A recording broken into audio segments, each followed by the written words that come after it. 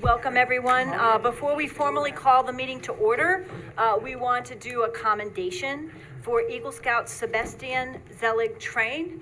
And Town Board Member Sifone and I had the honor of presenting this to him and his family at his Court of Honor a few weeks back, but we also wanted to acknowledge his work at the town board here, because he also, his Eagle Scout project helped improve one of our parks. So it's a direct benefit to the town.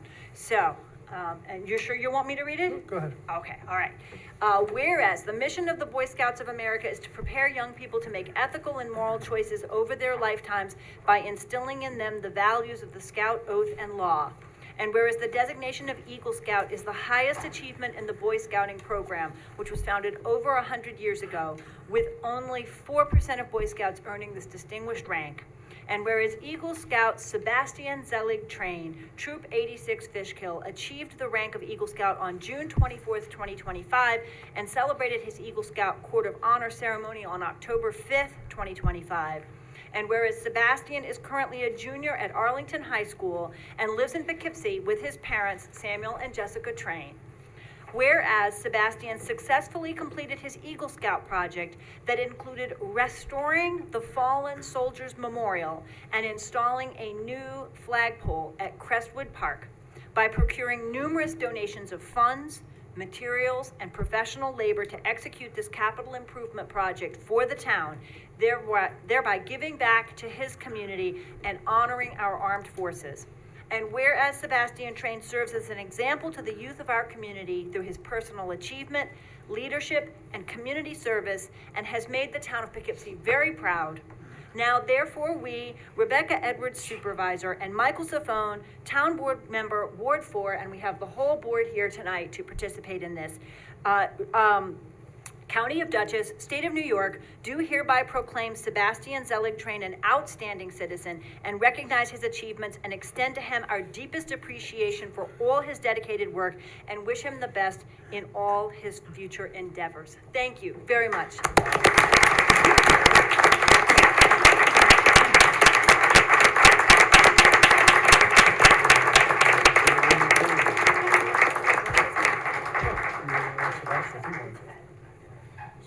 Would you like to say a few words? At the mic here? You're welcome to. Up you.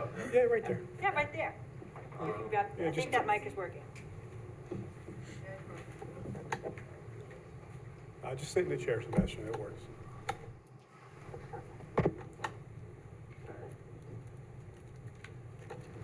Hello, I'm Sebastian Train, and I'm really honored to be here and to have you guys congratulate me here. I'm really happy I was able to come this far, and I'm so happy because I think doing this, I think getting Eagle is more than just like getting the rank and being able to call it a day, because I think it's more matters of how many of the veterans I was able to respect by restoring the memorial and all the other people I've helped along the way of getting to Eagle Scout. It's definitely more about just having fun with my friends and learning many different skills. It's about how, I think a big part of it is helping a lot of different people and respecting a lot of different, and respecting nature and a lot of different physical structures, such as that have like historical significance, such as the monuments I restored myself. Thank you so much. That's a darned impressive set of merit badges you have there. So I think that we would love to all take a picture if that's okay, so that you can keep that. Sure.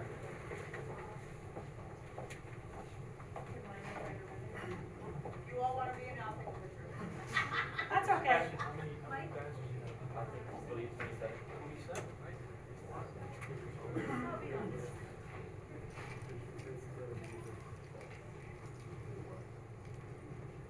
Beautiful. Look right at me. You can get up there. Nope, I'm good. Okay. I have enough pictures of the Court of Honor. Do you want to do this one? I'm good. I'm good. Sure. Mom and Dad want to join us for a quick picture? I'm good.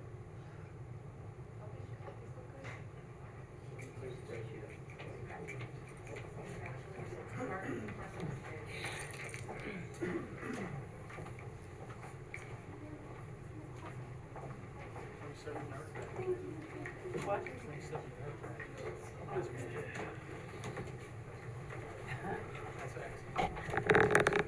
Sebastian, you don't have to actually stay for the meeting. You could catch us on Zoom. So we're going to be discussing the 2026 budget, and we hope you've reviewed it carefully so you can give us your wisdom, right? So I also want to just say the last step is for everybody to go to Crestwood Park and see what Sebastian has done, because it's pretty cool. So. Continues to maintain the garden all summer. Oh, wow. Fantastic. That's fantastic. We'll try to keep that work going. So thank you very much. Okay, then at this point, we officially call to order the meeting of the town board of the town of Poughkeepsie on October 22nd, 2025, and we begin with our salute to the flag. I pledge allegiance to the flag of the United States of America and to the republic for which it stands, one nation, under God, indivisible, with liberty and justice for all. Okay, we have a roll call. Okay, good evening, Bill Reuter, First Ward. Hello, Barbara Laird, Second Ward. Ann Berger, Third Ward. Good evening, Mike Safone, Fourth Ward. Ryan Sharp, Fifth Ward. Ann Shershut, Sixth Ward. Felicia Salvatore, Town Clerk. Emily Svensson, attorney to the town. Rebecca Edwards, Town Supervisor. So we're beginning with 3 public hearings tonight, but I would like to make a couple of announcements beforehand. The first is a piece of news that we received at 5:15 this afternoon, which is that the Appellate Court of the Second Judicial District of New York has ruled in favor of the town in the appeal that we filed in the case of Germania versus the town of Poughkeepsie. And I'll be very brief, but just say that that in 2022, the Germania Social Club argued that as a nonprofit that was using their property 5% of the time for German language lessons should be exempt from property taxes. The town assessor, the Board of Assessment Review disagreed, and although Judge Edward McLaughlin ruled last year that Germania could claim the exemption, this appellate decision overrules that. The appellate court observed that Germania's property is primarily used to host, quote, meals and social gatherings that are closed to the public and open exclusively to members and their invited guests, and wrote that, quote, a tax exemption must be denied if any purported public benefit is a mere pretext or token to shield what is essentially a private enclave from taxation, and 5% does not count as primary use. This has implications that we can think about over time, but I just wanted to say thank you to our town assessor, Jennifer Mund, and also to Kyle Barnett of Vandewater and Vandewater, who very ably represented the town in this decision that protects our taxpayers. So thank you very much. So it's a very good decision for the town, and I really do believe for municipalities statewide, because this would have had very broad implications. Okay, so next I would just like to say that Friday is United Nations Day, and I would like to make a proclamation, like a lot of other municipalities around here, recognizing that. We already had one big proclamation tonight, so I'll wait and just issue something later, but wanted to observe that Friday is United Nations Day, honoring the work of the UN. And I wanted to note that we have coming up this weekend, Trunk or Treat, on Sunday at Stanley Still Park from 1 to 4. And something new this year, if there are children who have sensory issues, we're going to be open a half an hour early at 12:30 with no music and no noise and no scary stuff for kids who come for half an hour, and we promise that it'll be a quiet environment. So for that half hour, we invite any kids, families with kids who have sensory issues to come, and then 1 to 4, it might get loud and scary. And I know some of us will be there with trunks and treats, and hope people will come. And last but not least, early voting starts Saturday, and I urge everybody to get out and to vote. Okay, with that, I believe that what we do is have 3 public hearings, and then we open the floor for anyone to speak on the rest of the items on our agenda tonight. So I move, let's see, I guess that Town Board Member Reuter begins with the first public hearing. Sure, so this is a public hearing for special districts regarding assessment rolls, which concerns the water district, the sewer district, and the drainage districts of the town of Poughkeepsie. Okay. So we move to open the public hearing? Second. All those in favor? Aye. Any opposed? Okay, then is there anyone who would like to hear, in the room or online, who would like to speak on the special districts for this coming year? Anyone here? Seeing none, then I move that we return to regular session. Second. All those in favor? Aye. Any opposed? Be Okay. Be resolved, Town Board of Town of Poughkeepsie pursuant to public hearing held today, October 22nd, 7 PM, Town Hall, does hereby adopt the special district assessment role which concerns the water districts, sewer districts, and drainage districts of the Town of Poughkeepsie, and be it further resolved that the legal notice of public hearing was posted on September 22nd, 2025, and published in the Poughkeepsie Journal on October 3rd, 2025. So moved. Second. Okay, any discussion? All those in favor? Aye. Any opposed? Okay, the resolution carries 7-0. Okay, our second public hearing. This is a public hearing on a revision to the cannabis retail dispensaries, Chapter 210, the zoning code. We've decided to, after we put it into moratorium, to revise the setback provisions for these towns. And so we'll open the public hearing. So that's a move to, so it's moved to open the public Sorry, hearing? move to open the public. Second. Second from Mr. Reuter. All those in favor? Aye. Any opposed?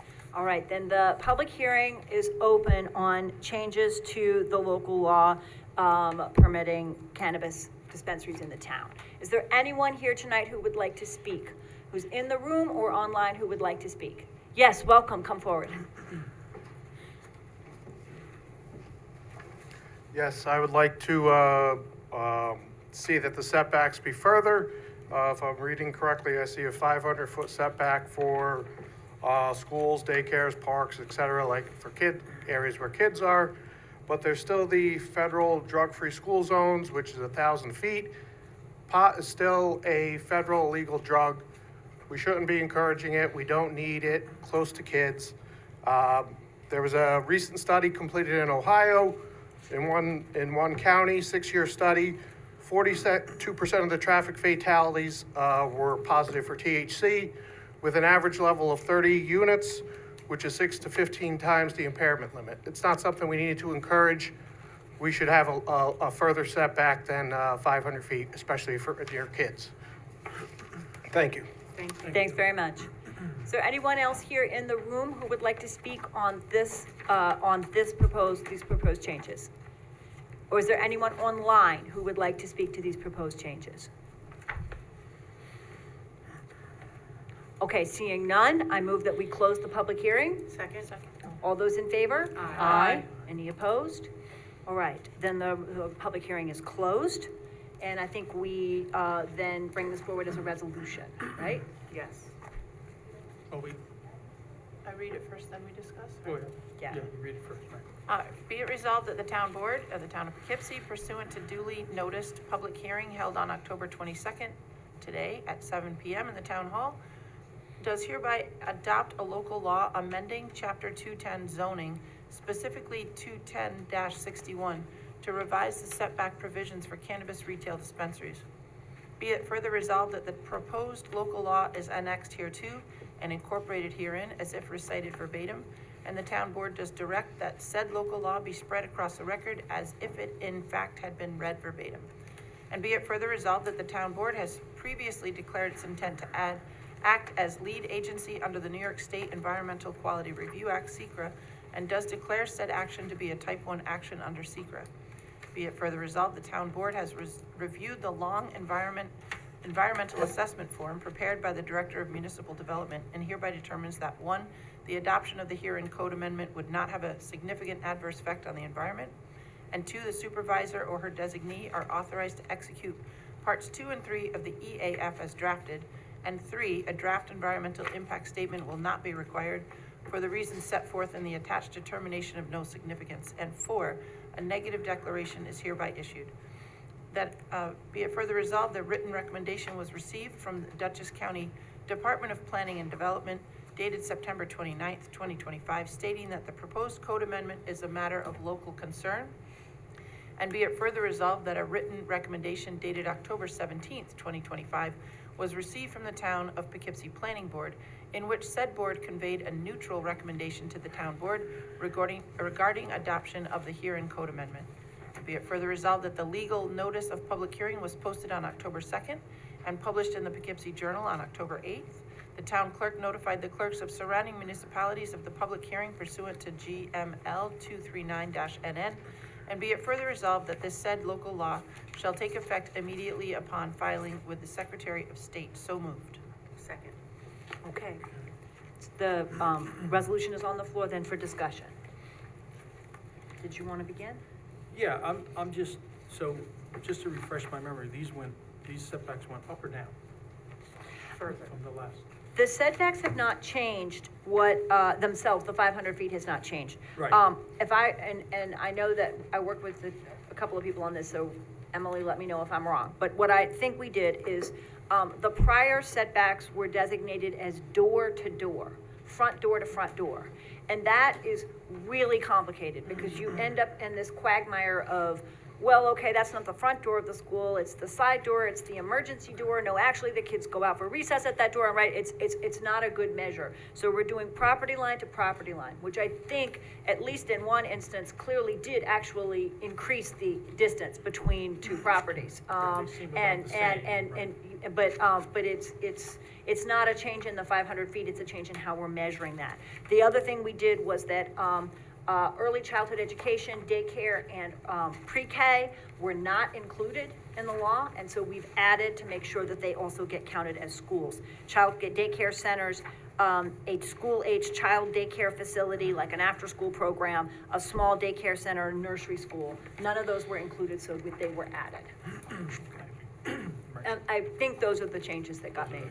So I would suggest we ask Mike Welty if we want to be sure, because I wasn't in that discussion. I That's think right. we also increased the distance between existing cannabis facilities, dispensaries. 500 feet, I think. That's, That's correct, yeah, yes, that's Mike? correct.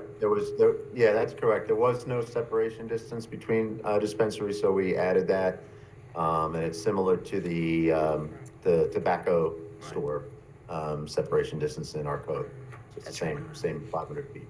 So we echoed what we say for tobacco stores, was we don't want them closer than 500 feet to each other. So that was added. Thank you, So, Mike. thank you very much. you know, can't really, Oh. because the law is in existence, you can't really argue with the setbacks being slightly modified. The only point I would make that seems impressive is these setbacks are greater than we have for our battery storage facilities. So when we have a battery storage facility, we have 50 feet to 200 feet for a tier 4 facility from a, residential area.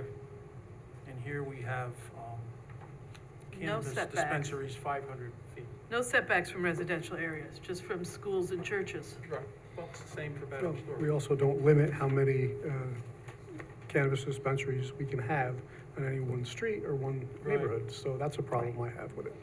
Right. Right. Well- Okay, well, this is only a portion of the amendment, right? We can make we have a moratorium, right, for limiting. Well, that's what I wanted to ask. Does this lift the moratorium now that we're No. changing the code? It does. Like, just because we've changed the code, then it automatically lifts the I moratorium? believe it was, Vote to lift the moratorium. oh, we have to vote separately to lift the This does moratorium. not- I thought that the language was in here. Whoop, we better check again. I remember talking with them about the language being in here, but thought I it was don't in believe it there. is. I thought I So saw we'll it have a too. separate vote on that. Okay, So that would be a separate resolution. That would be to a lift separate the resolution. moratorium. Yep. Okay, all right, well. So there's no real substantial changes to the law, other than what we've added here. that's correct. Yeah, the moratorium expires January, so I think we would That's need a to lift separate, it. that would be a separate. Okay. Okay. I would just add that I hear the concerns about public safety, particularly about traffic safety. Those are inherent in having this before, some years back, the town board opted in to cannabis dispensaries. But I think those are things that we need to be paying close attention to and working with our town police on. And I think that while certainly there's more cannabis available here now, there has been cannabis here I've never lived anywhere where there wasn't cannabis, and those traffic issues and driving issues and public safety issues are considerable, and we need to pay attention to them. Anybody else? Yeah, so to Councilman Saffone's concern, we can address that when we discuss the moratorium or at a later resolution as far as the number, as far as allowing the total number of cannabis dispensaries within the town. So I'm checking the language of the moratorium to see what we need to do to, for it to expire, or whether it Right. does so automatically. I think there was research into whether we could limit the number, and I don't think that was an option. Mike Welty, do you have more information on that? That's my memory as well, that like with liquor stores, we can't say we only want one, or we only want But you three. But you can put many miles in between each one. We did. Yeah, but 500 we've. feet. 500 feet. Right. That's not Right. enough. Well- You could have too many on one But street. my point, like, my understanding is that when you apply all the boundaries, so you have a 200-foot distance between churches and worship centers, and then you have a 500-foot distance between any other cannabis dispensary, and then you have another 500-foot distance to the schools, that kind of pares down, when you do like triangulation, that kind of pares down how close you can be, and it's gonna limit the number Liquor stores are about 2 miles apart from each other. 2 miles apart. 2 miles apart. Oh, we're That's- talking about smoke shops, I think we Right. said was Well, 500 feet. So if we want to talk about how far apart liquor stores are in the town and smoke shops, we need to go and take a look at that. But I definitely think there are several liquor stores and wine stores within a short distance of each other just on Main Street and in Arlington. So I don't know if that's the analogy we want to use or not. We've also limited them to highway business, heavy industrial, light industrial, right? We've limited to certain zones. So there's a very substantial part of the town where they can't locate at all because they can only locate in those zones. The issues that we've seen have come up where a heavy industrial or a highway business district is bumping up close against residential, right? Not because we're allowing them in residential, but because we have some of these zoning spots, like here, right, where there's heavy industrial, there's residential right across the road and then heavy industrial right behind that. So there can be some strange juxtapositions. But I think the zoning limitations are an important part of how we're also limiting where they can exist. So I just, as a procedural matter, this was the amendment that was introduced and that we had the hearing on, and the hearing is now closed. So, I would suggest that you'd want to take a vote on this amendment, and if you wanted to make a different amendment, it would need to also go to a hearing. So we couldn't just, Sure. change this right now and vote on it. Have to vote up and Yep. down. Yeah. Since we've already posted this and let the public Exactly. know that we were making these specific changes, right? Yeah, Okay, so thinking then, this through, I agree with Councilman Safone that, I don't know if a good analogy is liquor stores to cannabis. There's a lot of differences. And so I agree that the 500 feet between dispensaries we should increase that. So if we have to vote up and down on it today, as council has suggested, then that's what we need to do either way. all right, is there anyone else who wants to speak? Are we then ready to vote? Yes. Okay. All those then in favor of the resolution? Aye. Those opposed? Nay. Okay, so I hear a vote of 5-2 in favor. All right? All right, public hearing number 3 then. Yes, we have a public hearing from Councilwoman Shershin on the 2026 budget.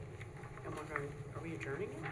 No, I think we are opening it, but then at the end we will, so our goal tonight is to open that public hearing, listen to any comments that people want to offer on the budget, and then at the end, I believe we will adjourn it and continue it to November 19th, so there can be continued, we can have continued public input on the night that the budget is adopted on November 19th.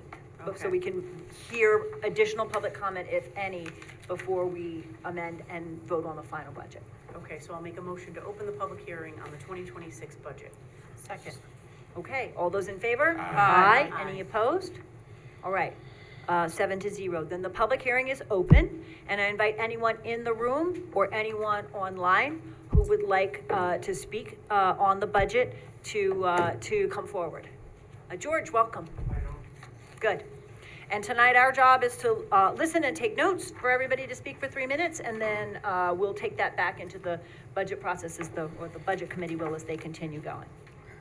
Yeah, just two quick things. I want to thank you, Rebecca, and Ann for responding to my email about what the tax increase would be based on the 2026 budget. So I appreciate that. And I was wondering, is it possible, do you think we could get that information in a couple weeks from the comptroller? Sure, I think that we have the document, and I'm gonna give it to her tomorrow. I think we got it this morning, and we'll look at it and see if there's additional information that we can provide or how we can express the numbers differently. Okay. And we'll, certainly before November 19th, when we have the final vote, we'll be happy to share that. Okay. One other quick thing. Last night I attended the Arlington Fire District 2026 budget presentation, and from what I could see, that budget will increase taxes 4.998%, so basically 5%. So just so, to put it in context with the town, I'm hoping that town taxes can come in maybe under that, would be great. So, because their whole 99% of their revenue is from taxes, and that's the budget proposal is basically a 5% increase. So, okay. Thank you very Thank much you. for that information. Yeah, Thanks. All right, anyone else in the room who would like to speak on the 2026 budget? Yes, welcome, Steve.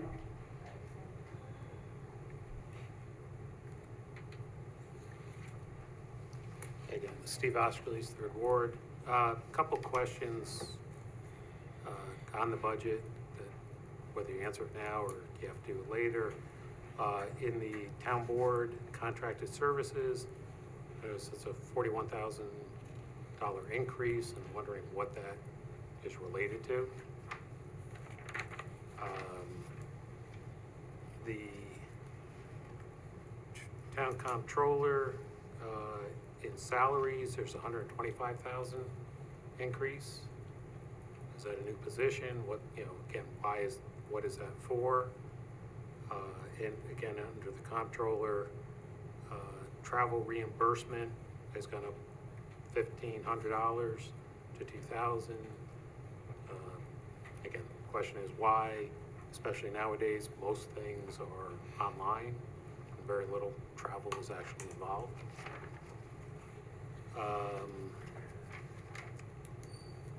In the 1680 central data processing is a 98,000 increase.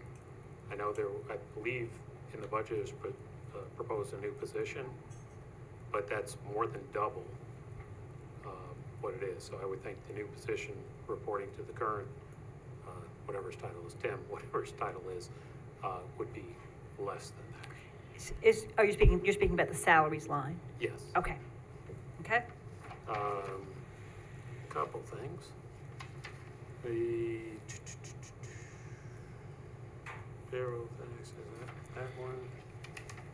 In B1315, the contracted services finance / admin, there's a significant increase up to from 10,000 to 24,000.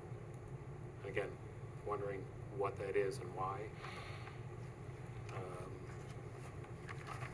And then actually George is just saying the estimated cost, you replied to him, getting it, I'm assuming, or hoping that will be published on the website, so it's available to everyone and not just a direct reply. Okay, thanks. If you want to put that in an email, we can do it that way, or we'll look up these lines and see if we can get you answers. Yeah, Got it. Okay, Got okay. it. Oh, You Barb's got on it. yeah. I got All it. right. Just, again, Great. last minute, I'm still going through stuff, but Well, I was happy to try to answer questions about, yeah. Thank you, about Steve. any of Thank those you. lines. Thank you so much. All right, anyone else in the room who would like to speak on the budget? Yes, welcome. So yes, looking through the budget documents, I don't have a degree in budget review. I didn't see anything obvious about what the top line budget increase percentage is, what the percentage tax increase is, like you get with a school budget. But clearly there's some kind of increase, and not that long ago, some people up here were very critical of the Public Service Commission approving a rate hike for utility.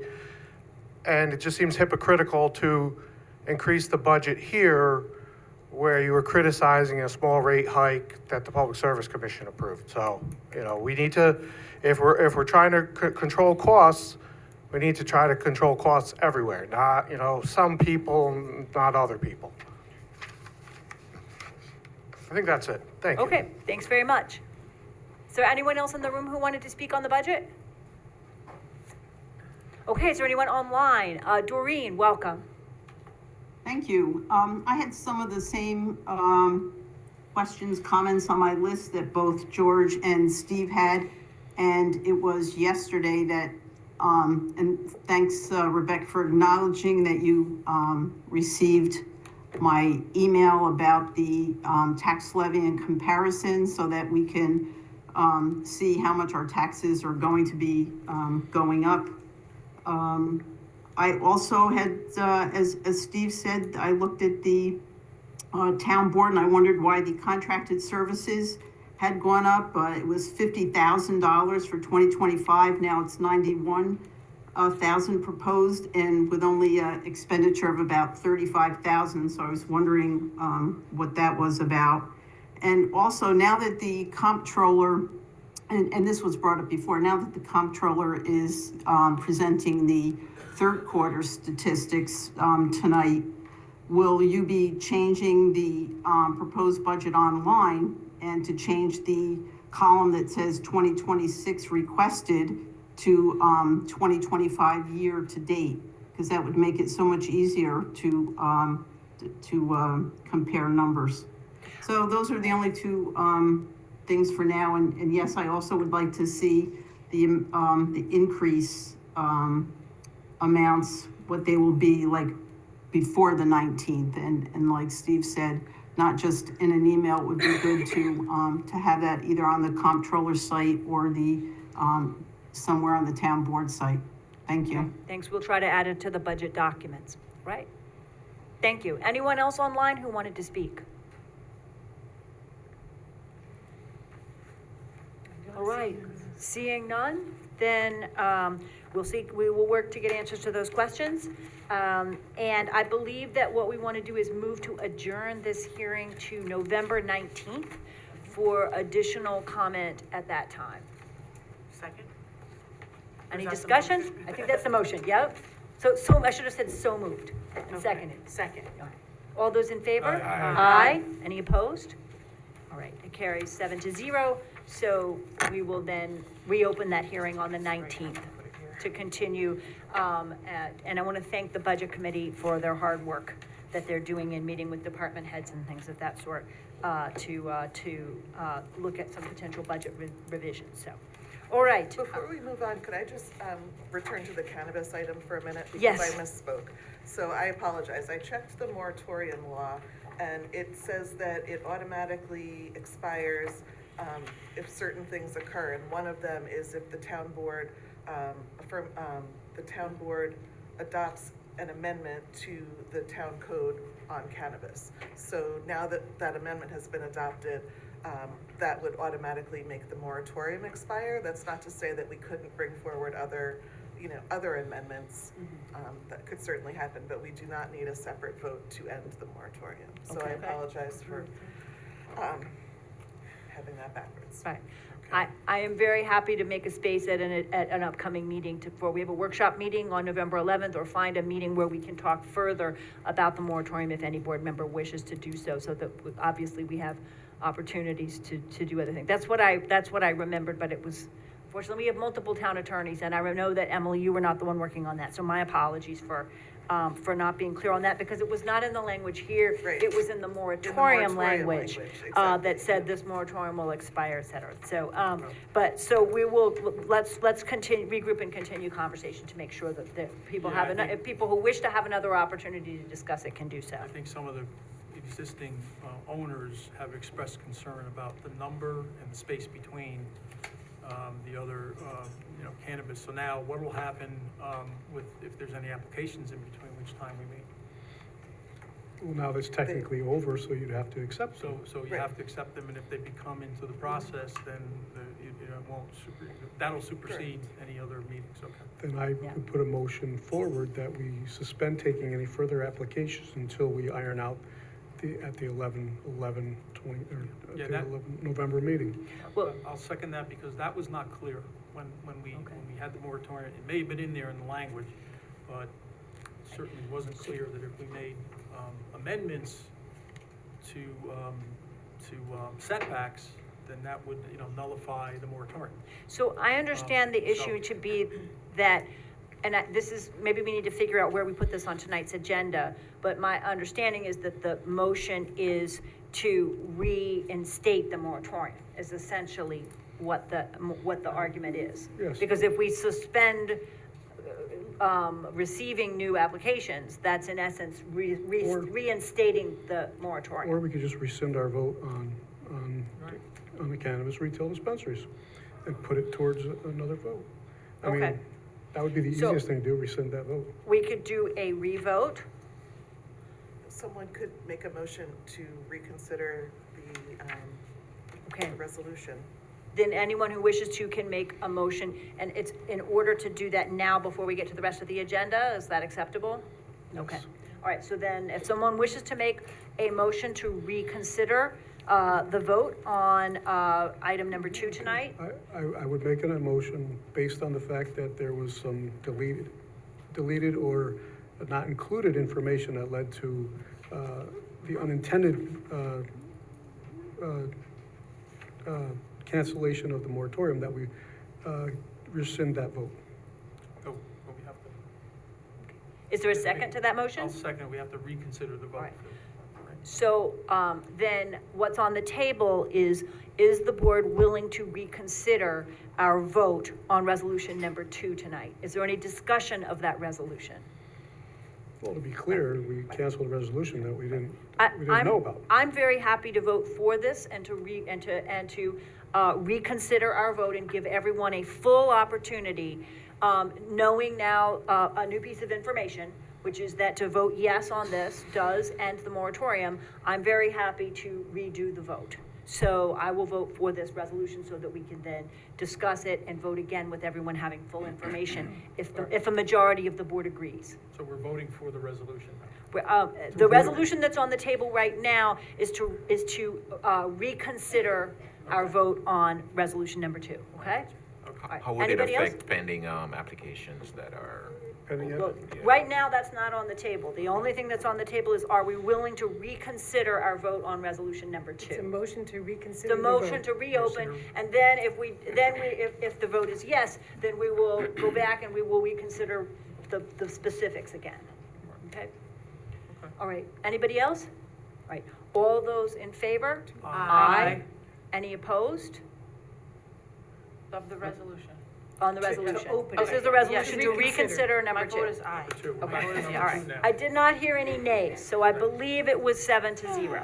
Motion passes 7-0. All right. Reconsider. So that Let's means that reconsider. resolution number 2 is back on the table, and we now understand that a yes vote on this includes invoking that portion of the moratorium language that said, when we vote yes on this, we end the moratorium, okay? So that's on the table for further discussion. Okay, I think we should keep the moratorium going. I didn't realize that it was kind of double jeopardy here. Meaning that if we vote on the resolution, then therefore the moratorium ends tonight. I think we put the moratorium in place on purpose, for various reasons back in July, and I'd like to see it keep going.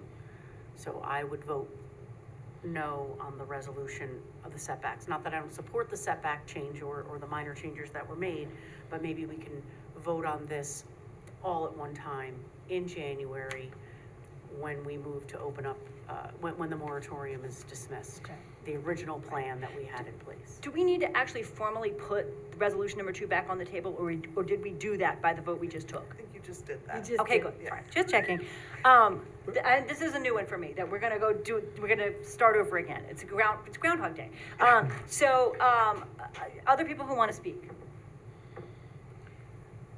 I would like to say that I'm in favor of lifting the moratorium. I have heard arguments about people who are concerned about cannabis, and that's one issue. But the town has opted into having cannabis dispensaries here.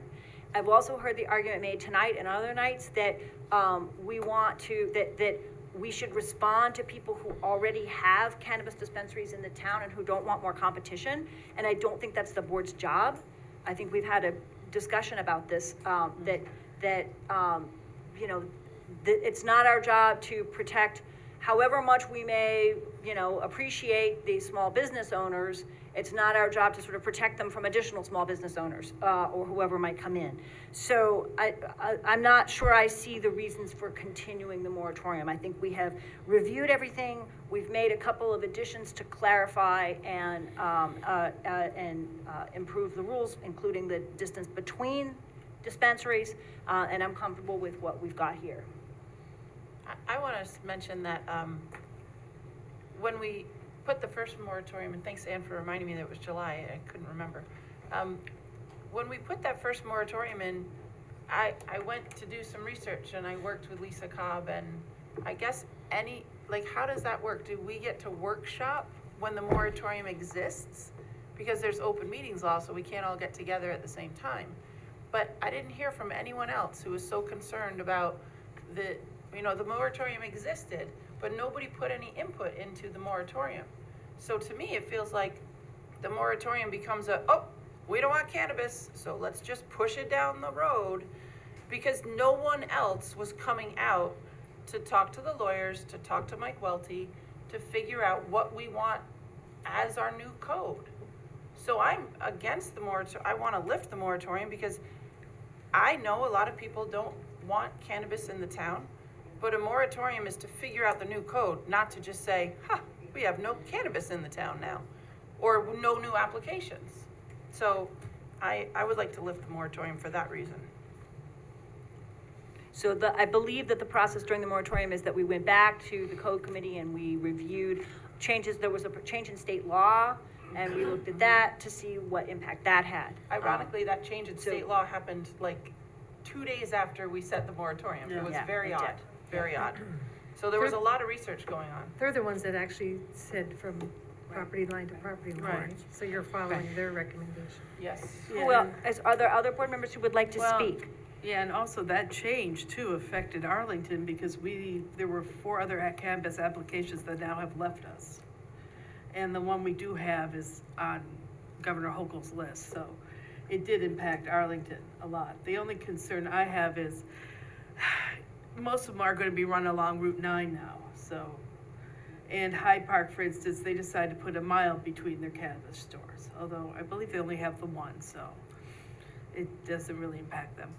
So we could consider a greater distance between cannabis stores, or, I'm not sure how many more will actually be attracted here because Putnam County is opening up now, and Cold Springs, so there'll be a lot of people looking south of us. It's admittedly a difficult environment in which to make policy decisions because of the major mistakes that New York made in the rollout and how they handled the licensing, and a changing situation where within the last few months we thought we had 1 application in Arlington area, and then we thought we had 4, and then they all went away, and it's sort of shaking out to I think it's logical to suggest that you're probably not going to have 4 in one block in the long run, because there's laws of competition are probably going to prevent that in the long run. But it is difficult right now to predict. Yeah, I'd be much more comfortable voting for this based upon the input I've received from some of the owners in increasing the setback for number 5. I don't think 500 feet in between dispensaries is adequate. So that's pretty close. And when you're on Route 9, that's a lot of signs. So, you know, we could have that potential. And we have the ability to restrict that, which I think would be a reasonable thing to do. Is there anyone else who wants to speak? I agree with Councilman Reuter, and I think this is not the right way to go about to end a moratorium. We should have, it shouldn't be set in a way that was designed just to move a couple hundred feet, to change a zoning line. You know, we had discussions, we were gonna do workshops on this, and, you know, we didn't have a workshop on just cannabis. We could delve into this. So, yeah, I don't agree with it. I think it's kind of I don't wanna offend you, but I think, you know, I'm not saying you did this intentionally, but I just think the way we're doing it is kind of like backdooring this, to close a moratorium loophole. Well, Yeah, I kind of, I don't want to interrupt, but I kind of like what do they call it? A clean bill, I guess, a clean Correct, resolution. that's probably the better way to say So, it. you know, if we're voting on a moratorium for the members of the public, you know, so we're voting on a moratorium, we're not for or against the moratorium.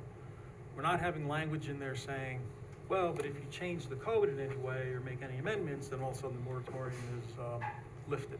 right. And so that's, I don't like that. I agree with you, Bill. I remember the Clean bill would be the right way to do it.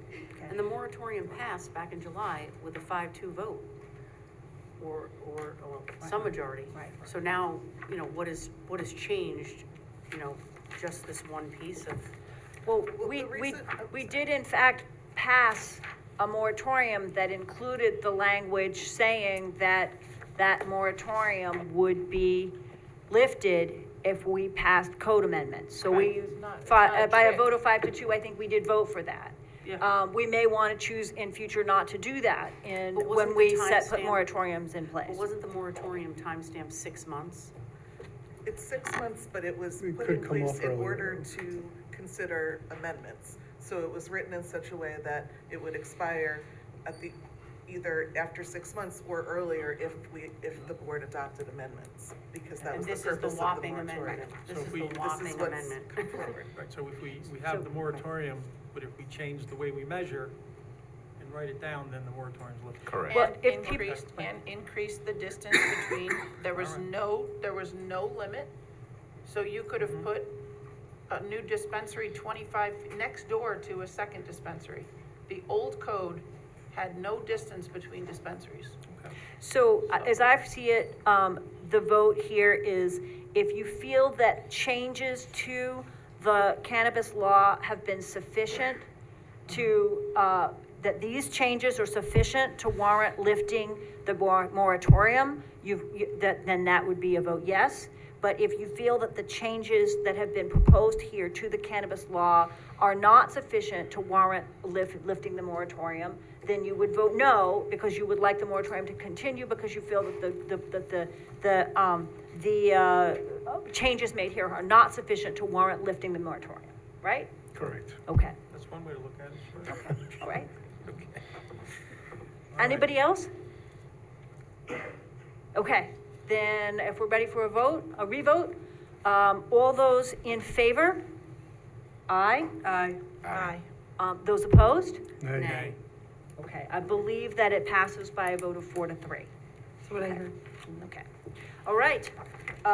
Then we move on to, I believe, suspending the rules for people to speak for up to 3 minutes on the remaining items tonight on the on the town board's agenda. We have the county speaking about the Schatz Center. We have a report from the controller on our third quarter financials. We have a number of other things. If you don't have a copy of the agenda, they are on the table outside, or for those folks who are online, you should have gotten your Zoom link on the agenda page. So I move to suspend the rules for 3 minutes for people to speak to us on any item that is on the agenda tonight. Second. All those in favor? Aye. Aye. Any opposed?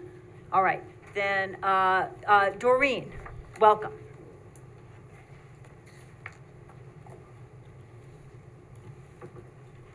Oh, do you want to give Doreen a minute to unmute? Is there anyone in the room who would like to speak to other items that are on the agenda tonight? All right, yes, Steve? Welcome. Well, yeah, give Doreen time to figure out the meeting. Couple questions in multi-part. Actually, on the, yeah, I'm sorry, is it, talk into the mic. On the presentation by the comptroller, a couple questions which I asked before and maybe I didn't understand, I'm not sure if I understood the answers, but there's several requirements for the comptroller to report. There's the reporting to the state, I believe supposed to happen in April. Was that done on time or was it late? Also, the audit, is the 2024 audit complete? I thought I asked this a few meetings ago. I was told it was, but I don't know that I've seen the audit for the 24 financials. So is it complete and has it been published? Okay, so what I would suggest is that I just record those questions, have we submitted our state report, our state annual financial filing, and have we completed the 2024 audit, and perhaps the comptroller can address those in her presentation. And that's fine. The other thing is on the public hearing for the commercial filming. There's one section in there, and I don't have it in front of me, that prohibits the filming of town employees while they're working. And again, dealing with First Amendment people and stuff, they can film as a First Amendment thing, they can film employees doing anything. They can walk in this building, if the door's not locked, or through a window and film that. So I'm not sure that that is correct in there. That's a really interesting question. This pertains to commercial filming only, but I think we should go research that, so thank you. Yeah, I'm just bringing it up because it comes up. Yep, that's a great question. We will investigate, thanks. Thank you. All right, anyone else in the room who wanted to speak on other items that are on tonight's agenda? All right, Doreen, welcome. Okay, thank you. Yes, also on the third quarter report, maybe the comptroller can address this. So on the revenue line 3005, am I reading this right, that the New York state mortgage tax was budgeted at $1,050,000, and year to date the amount is received is only $261,104? So it's a deficit of about $788,000. Yes, again, the comptroller can reach that, but I believe she's nodding. That is correct. We received that on a lag, so that's part of the issue. But she can again address that in her presentation, perhaps, about our revenue so far from mortgage tax. I believe she spoke about that after the second quarter. She flagged that for us as something to think about, and may want to do that again. Okay, and then the other question was about under the line B13150482, the comptrollers under contracted services. I wondered what the transfer or adjustment of $925,137 was for, because the original appropriation was for $10,000 and then transferred in that other amount. So if she can explain what that was used for, I'd appreciate it. Thank you. Okay, thanks very much. All right, anyone else? Seeing none, I move that we return to regular session. Second. All those in favor? Aye. Any opposed? All right, the resolution carries 7-0. All right, and, sorry, it wasn't a resolution. It's just a motion, sorry. And so then we move on to resolution number 4, Board Member Savone. This is county planning, right? Shatz Yes. Development is going to give us a presentation. So I welcome Owen Rafter, Commissioner of Planning for the county, and his team, Dylan Tuttle, and coming to talk to us about the Shatz development site. Welcome. Hi, everybody. Hi. Hi. This microphone was pretty quiet back there, so we'll see if folks can pick me up. You have to lean it way Gotta lean into it. real into it. Okay. Speak loud. So for clarification's sake, we were told to log into the Zoom account so we could share the presentation. Is that still the correct way to share the presentation? I believe if you share your screen, it should work. Perfect. Great. Let's hope. Yeah. Fingers crossed.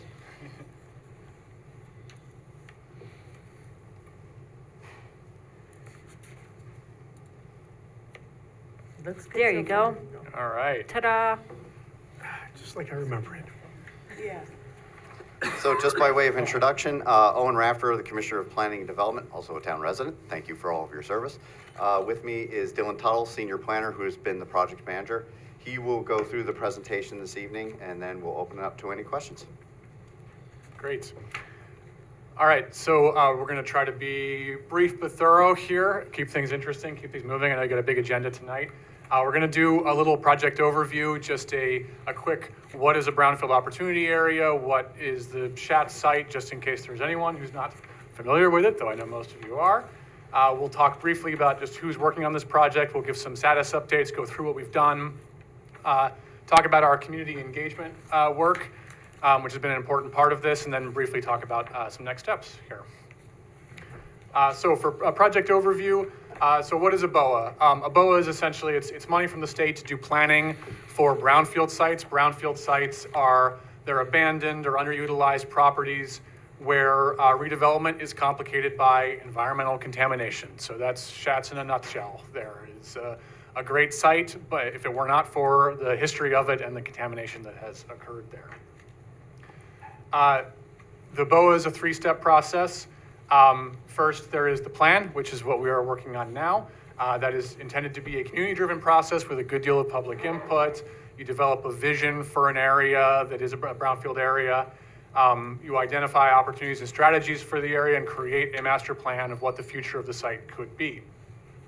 Then there is designation by the state. The Department of State says, you are a BOA, you're a brownfield officially. And that opens you up to additional funding opportunities for when you actually break ground. And then step 3, implementation, the thing we're all working towards here for this site. So within the plan, there's a number of elements to it. There's inventory and analysis, a good deal of sort of the gathering of facts work. There is the master plan piece of it to look at the future of the site. There's implementation, outlining implementation. There's the seeker process, of course, like there is for all big planning and development projects. And then there's the actual application to the state to be designated. And throughout that time, there's a good deal of visioning and input from the public as you go through it. We are here. We are at the seeker portion of it. We have done a good deal of the input throughout. We have a draft plan at this point that we are sharing with everyone, collecting final comments on before we ask the county legislature to approve submittal to the state.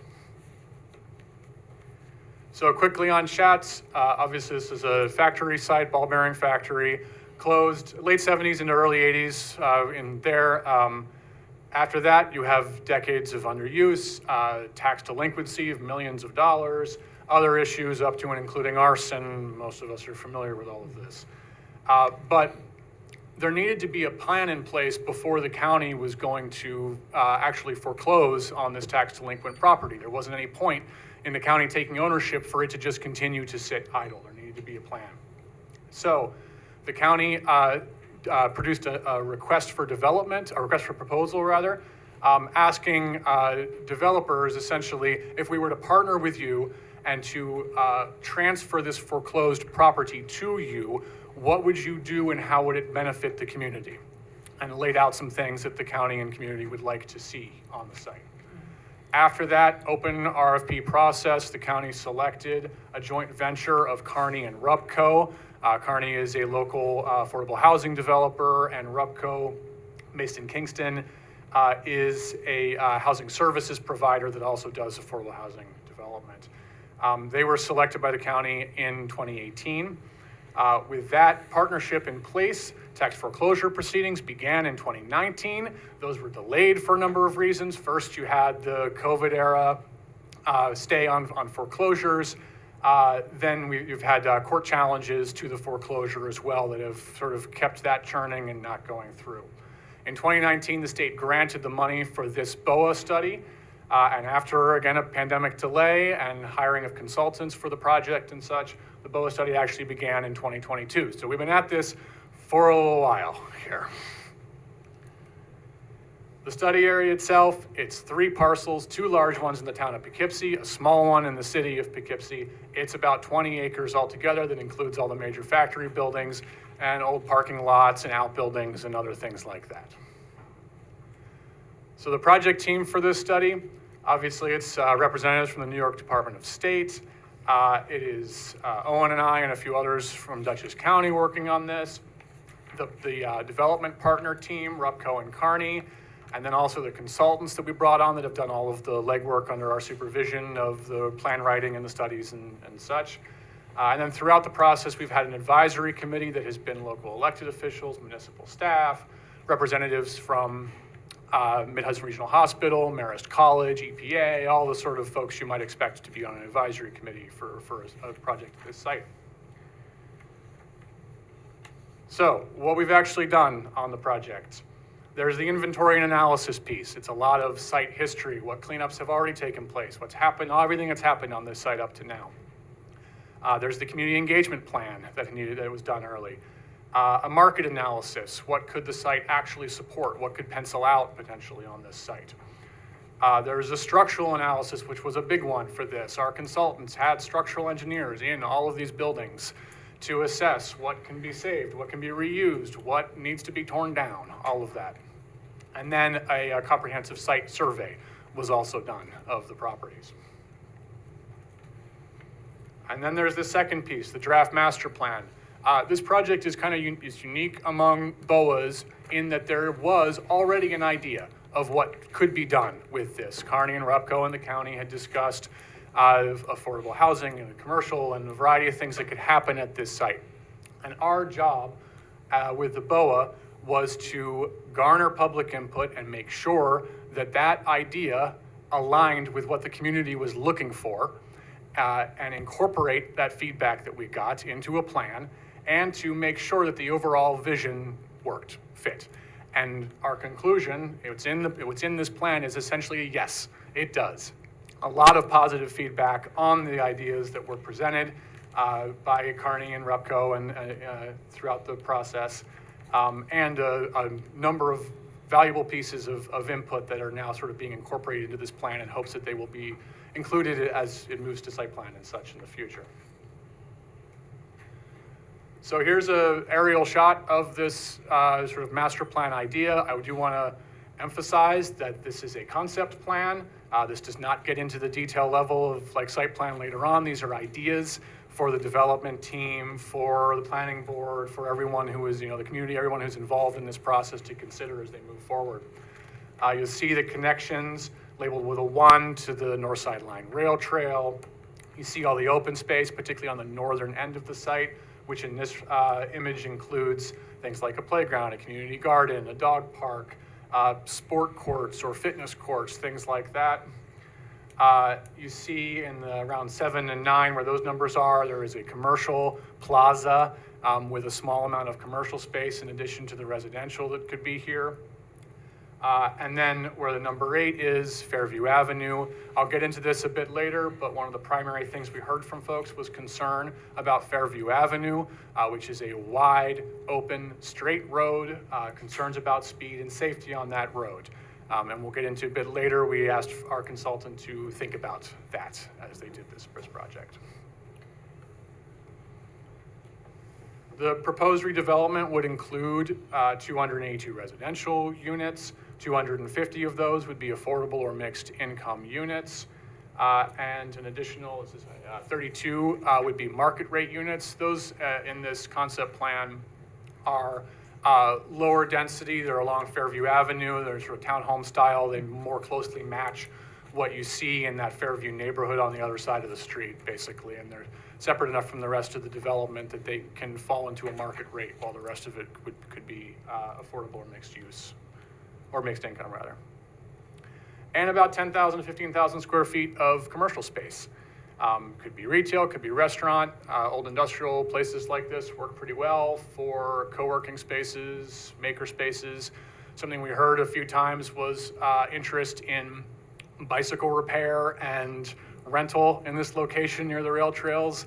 And we've even had someone reach out to say that they do that and they do that for a living and would be interested in utilizing this space for that. So just a number of ideas about what could happen in a commercial space.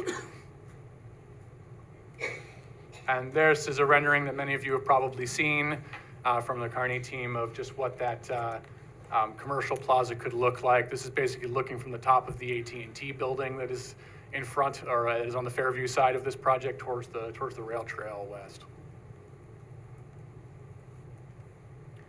So for community engagement, obviously throughout we've held project team meetings, we've held a number of advisory committee meetings and stakeholder meetings with particular groups. We got the most benefit, I think, out of the community events that we did. We had a pop-up early on along the rail trail right in front of Schatz. It was a little bit off the beaten path. We wanted to be right next to the project, but that made us a little bit hard to get to. So we didn't have a ton of people, but we did get some good input because it was people who, several of them who knew the area really well and are there quite a bit. Then we were at the Arlington Street Festival last fall, and that was incredibly valuable. That was a long, busy day where we just, I talked to people the entire day about the project and got a lot of really interesting input, people who worked at Schatz in the 70s, people who live right next door, people who love the rail trails and were just very interested in to see what could happen right in that area near that intersection of multiple rail trails and the bridge and all that. So that was really excellent. And then we also held a public meeting here, more formal public meeting with a presentation and such, where we had a few folks who live in the neighborhood come and provide really valuable feedback, particularly about Fairview Avenue. That's where we heard most of those concerns was at that meeting. Throughout, we've had a project website that's been regularly updated. We've been doing social media posts, and we had a project survey that got 230 or 240 responses. It was a pretty in-depth survey. We asked people to really think about the future of the site, so we were pretty pleased with that number of responses and with the quality of the responses that we got for that. Throughout, as I sort of said earlier, we heard major support for the project components, a lot of interest in affordable mixed income housing, a lot of interest in community green space and community-oriented businesses on the site. Primary concern was Fairview Avenue. As I said, we asked our consultant to take a look at essentially traffic calming, at a revision to that road that would make it slower and safer and a more pleasant place to be, to walk, to bike, to drive, whatever it may be. I'm showing two designs here on the screen that are from the plan. One of them shows bump outs, lined, actually marked street parking, crosswalks, street trees, essentially your classic sort of residential street that is going to have a much more narrow look to it. It's going to naturally slow people down by including some of those elements that sort of bring the street down to a more human scale instead of having it be so wide open like it is now. The second one shows a boulevard approach. You lose the street parking for this, which is kind of too bad. I think that could be a valuable asset on this road, but you get a nice landscaped median that will have many of the same benefits and also be quite pleasant. So just a couple of different approaches to that idea. Any of that could be a grant opportunity or something that's considered throughout the rest of this process to those changes to Fairview. So for next steps, we have been collecting final public comments for a week or two now. I checked with our consultant yesterday, and she sent me 9 comments that we had gotten just in the last week or so. All of actually very positive. We will continue collecting comments until the end of October. We'll be presenting to the county legislature on November 6th and asking them to adopt a resolution approving us to send this document to the state requesting designation as a BOA. And we're hoping that they will do that on November 10th. And then our understanding is that state designation takes about 6 to 12 weeks after that is submitted. And that will be the end of the BOA process and open us up to funding in the future for this site. So thank you. On the screen, which I'll leave up here, I have links to where the project documents are, the report and its appendices, and also to the page where comments can be submitted. Owen, do you want to are you gonna talk a little bit about the foreclosure process? Yep, so just for clarification's sake, Dylan, thank you, excellent job. There's three kind of major components that were all interspersed within this, but the BOA is the broad scope and look at the property. There is the actual transition of the property from tax foreclosure to an actual purchase and sale agreement that county negotiated to then a sale and transfer to the joint venture.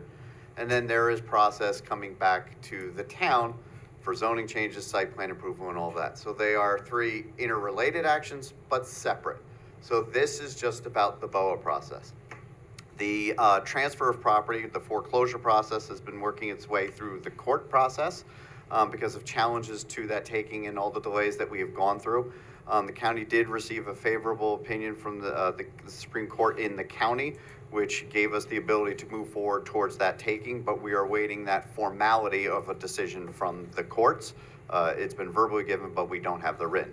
So we have to go through the process continually with the courts to get that process done, which will then allow us to take formally the ownership and transfer to the joint venture.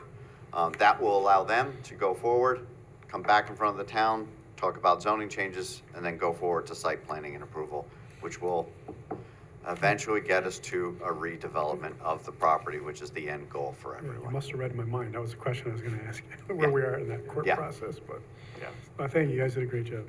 Appreciate it. thank you. Yeah, happy to answer any questions anybody has, or Questions? So best case, when would the county take over and the remaining business that's there have to leave? So the businesses that are on site have been told to vacate the site because the foreclosure process was proceeding. They are in various stages of doing that. That is being followed up on between legal and those property owners to move off the site. It is hard to give a definitive timeline because we are at the mercy of the court, and it has been a back and forth between the purported property owners and the county and the court system. There is a judgment hearing, I believe is the phrase, in November to try and move this process along. We hopefully will know more after that. Okay. Thank you very much. I just wanted to thank you for your tenacity on this project, and I know it's a really complicated one. And I share the enthusiasm of other people for this changes, for the safety recommendations for Fairview Avenue, traffic safety recommendations, and also for the redevelopment of the site. I don't think anybody believed that Schatz with, soaked in petroleum for that long was gonna be able to become something like this, and so it's exciting to watch. Thank you. Thank you. One quick question. Oh, I'm sorry. Go ahead. It's, with the inventory, building inventory, did you determine what buildings can be saved? Can the Sargent building be saved? the Sargent building. Yeah. Interesting. Easily. Yeah, that I'm one. specifically asking Yep. because. Easily could be Well, saved. that's a beautiful building. We did Yes. the whole thing already. But while the building can be saved, it was not part of the direct building proposal for the joint venture as of yet. So what the Sargent building will be is to be determined.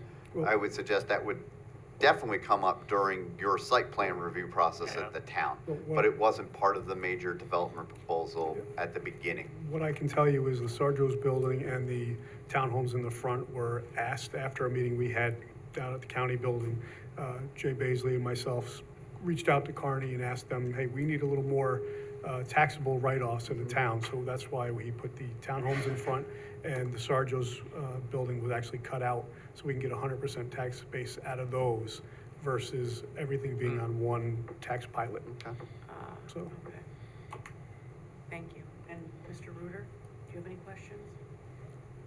I thought I interrupted you, I'm sorry. No, I interrupted you. So I love the plan that you're, transitioning to the private ownership. That was one of my questions. I love that. That's great. Just a couple things.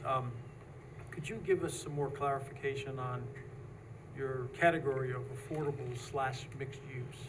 How do you, what's that? What Yeah, does that it mean? can So vary what- quite- What qualifies as affordable? So. Yeah, so- Are you giving 20% discount? on it? And The then what is the mixed affordability use? or the rents, that is going to be determined farther down the road by the developers as they're developing the actual site plan, the development of the mix, the funding that's going to be available that will drive how much they can drive down the affordability of those units. So the target or the percentage of the area median income, which is the term we all use, is yet to be determined. But they're trying to say the scale of what will be considered affordable versus market rate is that number that was talked about. The amount of affordability is yet to be determined. This will certainly make use of state tax credits and such, and so all of that plays as a whole puzzle to put together for the developer and the state and the town and everything. When So that comes right now together. you're tagging it, it's an impressive percentage, but the mixed use is, I mean, you're talking work home and that type of thing. What do you mean by mixed use? Sure. So the proposal talks about 10 to 15,000 square feet of commercial on the first floor of some of those buildings. Oh, so you're not speaking of it in the apartments, so you're talking about the project. The project as a whole would contain both commercial and residential. Yep. Fine. I think it said mixed income, right? Is that Mixed the- income and mixed Two use, I different think. terms, right? So mixed use, commercial and residential within the same property. I see. And often within the same building. And then mixed income describing like, it's not all one sort of income slice. It's designed to be suitable for a wide variety of income levels, right? So just my other question is, I was intrigued by your statement there saying we'll slow the street down at Fairview, right? So what happens with the traffic there then if you're gonna? Sure. So when you have a long straight stretch like Fairview, your actual slowdowns and your congestion are going to happen at intersections and stuff. We're talking about the section of that street that runs in front of this project. Right now, you get traffic often going 40, 45 plus on that road. We're talking 30, 35 instead, right? So smooth, but not too fast. Doesn't increase congestion for that. It just keeps it at a safe speed. So you have a study that's going to say, we're gonna slow the speed, we'll do rotary, or whatever you're gonna do to slow it, to make it. The proposals that are in this plan, it's simply slowing it by through road design. Essentially, roads that appear open and wide and straight encourage higher speeds. And if you put in trees, put in a median, put in, a variety of things like that, it really changes your perception of a road. And it really changes the way that you drive. And like that's plenty of studies on that. And that's the proposal that's in here is just, Thank you it was very interesting, thank you. Sure. Yeah, that is great because we hear all the time how ridiculous the traffic safety has become and many residents just want everyone to go a little bit slower. And I remember at the public event, there was a woman who stood up and said, I can't cross the street with my kids in a buggy, So Not 2 weeks later, I got passed on the double yellow for going 35 on that right in front of Schatz. So I can confirm. Yep, I think a lot of us can confirm, Yeah. right? yeah, so this would help the police department, be able to address safety because if we can slow that down, that would be great. Thank you. Thank you very much again, really You're very appreciate it. And look forward to the next steps. Thank you for having Thank us. you. Thank you so much. That is. All right. Yep, so the next thing we're doing is having a presentation, item number 6, which is a presentation by our town controller, Minal Aren't we Patel. supposed to do 5 Oh, first? well, I'm sorry, that's right. We have a vote first, I apologize, but Minal, come on forward if you want to go ahead and set up your presentation. This is a vote, right? This would be Ryan. Yeah, got it. This was yours. Be it resolved that the town board of the town of Poughkeepsie does hereby consent to the Dutchess County acting as SEQR lead agency. Notice of intent paperwork in its entirety can be found in the clerk's office for the project known as Schatz Brownfield Opportunity Area dated October 7, 2025. Be it further resolved that the town board authorizes the supervisor or her designee to execute the consent forms related to this project. So moved. Second. Okay, so we are designating by this resolution Dutchess County as the SEQR lead agency for this project. All right, any discussion? All those in favor? Aye. Any opposed? The resolution carries 7-0. Thank you, Dutchess County. All right, and we move on to item 6. This is our third quarter report on how Finances are going for 2025. Welcome. Thank you for Thank you. being here. Can you hear me? Oh, You have to- Have to be very close. Can you hear me? I can. Yes, even closer would be better. Right up there. Right here? Yeah, like right in front If of you your move your face. chair around, it might be good. Yeah. I can't. You want to sit up? She can sit. We have to work on these microphones and get them. She can give the report from one of these chairs. We have a better one. So we are almost at 75% of the budget here. This. No, they can't. They hear You you. got to speak closer. That's it, hold the mic right in front of your face. Maybe we could try the You other. got it. Right up close. Can you hear me? I think we can hear you. Keep going and see if people can hear. You got to go closer. You got to get like this. You got to get like this. I know you can't read that way, but I can't. All right, so we are at 75% of the budget this year, Okay, so we're 75% through the year. Right. through the year so far. So I just want to first take care of the questions that were asked beforehand. Audit is in a process. We do have some adjustment in water and sewer, and that is holding up the audit for us. And because of that, we did not file the AFR. We should be having a draft audit report end of this week or maybe early next week. So once we have a draft financials, I will be filing the AFR. So that should be taken care of.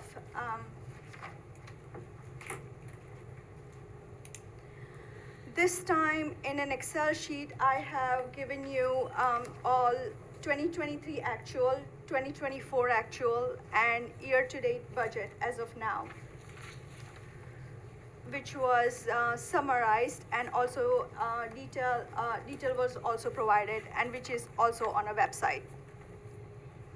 So the budget is for our 5 funds: Fund A, Townwide, Fund B, Park Town Highway, Water and Sewer.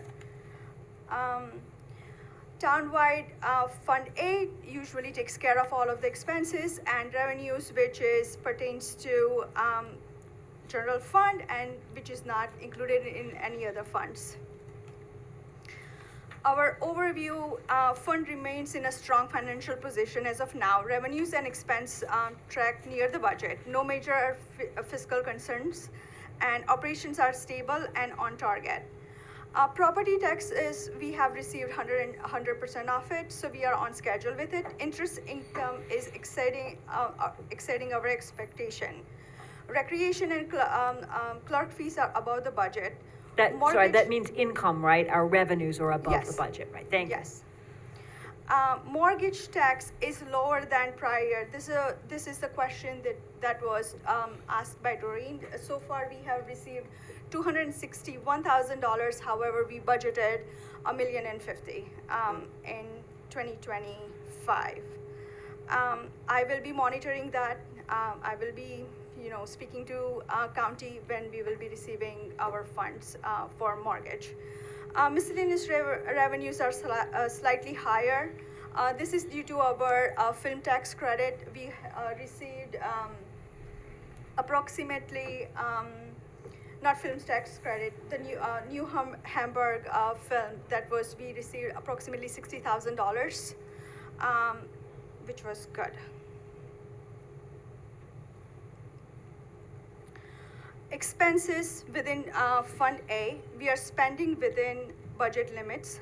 Personal costs are under control. Operating costs such as utilities, supplies, and insurance are on target so far.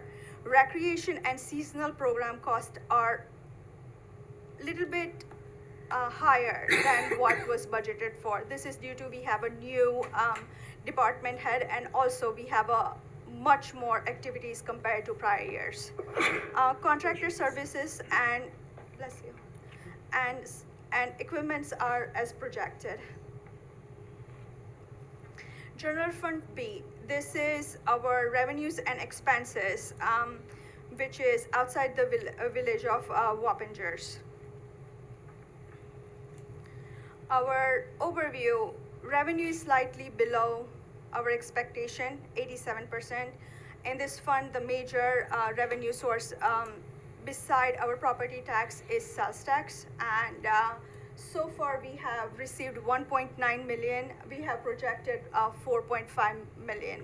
Our budget is over $4 million, and we just only received 1.9 million so far. Expenses is well within our budget. Fund position is stable.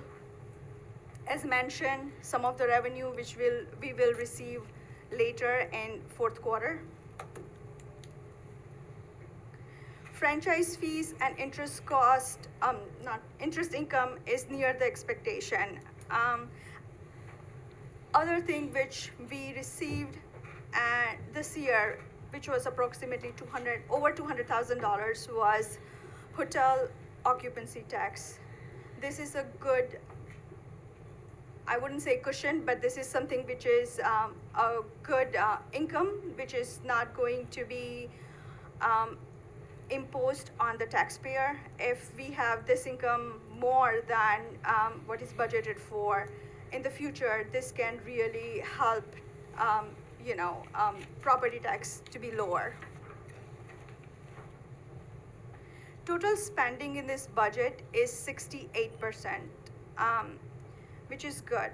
Personal cost, regular pay, overtime, and benefits are the largest share in this particular B fund, but we are tracking within the budget. Utilities, fuel, and maintenance are on budget.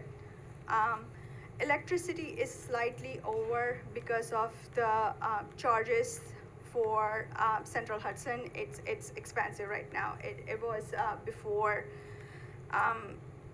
I can give you the numbers for it, but the utility is pretty expensive than what it was before. Contractor service and administrative expense remain moderate, and equipment, vehicle purchases are within timing and amounts. There was another question that was raised in B fund that was $900,000 in contractor services, why it was transferred out. We received sales tax revenue from Dutchess County that was not, we were not the beneficiary on it. It was City of Poughkeepsie. City of Poughkeepsie is supposed to receive that funds, but by error, we received it. So that was the money that was transferred out. If you see the revenue in 2770, we have that much money, and then we transfer it out in expense account because we cannot write check out of our revenue account. That was the county that directed, was it the county that directed the money to us instead of the city? Yes. Oops. Yeah. Mistake happens. Everyone mixes us up. Yeah, all day long. even the county mixes up Poughkeepsie.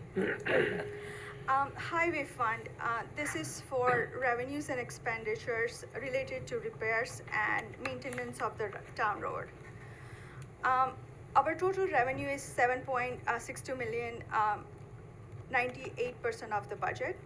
100% of the property taxes is collected. Interest earning is at $87,000, which is 87% of the target. Miscellaneous revenue is $165,000 versus $5,000, which was the budgeted amount. Which is $145,000 we received from county for Spring Street. It was a reimbursement expense that was put into this miscellaneous revenue. We received $500,000 of chips, and this is going to go again against our expenses. If you see our expenses, it gets reimbursed. Appropriated fund balance, we have not used it so far. Total expenses is 6. What is the fund balance in highway? Fund balance and appropriated fund balance is a totally different thing. Fund balance is our total equity that we are not going to know by fund. It's going to be in the financial statements, but the fund balance appropriation is in our revenue item. You will see it like $200,000 or $300,000 or $400,000 when we are balancing our revenues and expenses. Okay. So it's like a revenue item on when we talk about the budget. Total expenses are $6.89 million, which is 82.2% of our revised budget. We are on target with personal expenses, capital equipment, and payment of the roads are $693,000. This is due to our, regular expenses that is there. Contractor services is $293,000, which is 60% of our budget, and we have paid our debts in this particular fund 100% so far, what was budgeted for. Highway revenues are on target. We received our chips and miscellaneous receipt. Expenses are moderate, higher in permanent roads. This is due to our reimbursement from chips, which is in and out.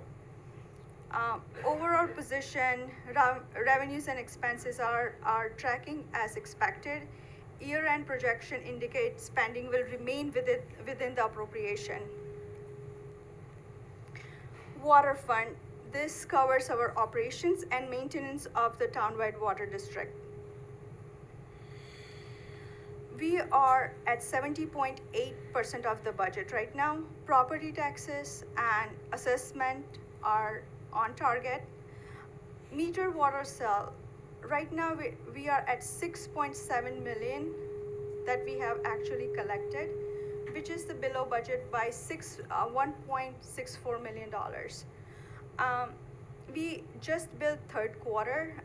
We are in process of receiving our revenue for third quarter, which is estimated to be approximately $2 million. Miscellaneous revenue is $224,000 over the budget. This is due to our settlement for PFAS. Interest and earning is slightly above the budget. Regular pay is under the budget. Overtime is slightly above. Operations and supplies, water purchases are under the budget. We still have to pay for third and fourth quarter to City of Poughkeepsie for the joint water. Utilities are slightly over as expected because of the cost. Repairs and maintenance are mostly on target. Debt service is also on target. Sewer fund, this accounts for operations and maintenance of various sewer districts within the town.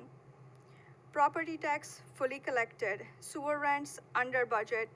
Sewer and water billing goes together. So again, we are waiting for third quarter revenue.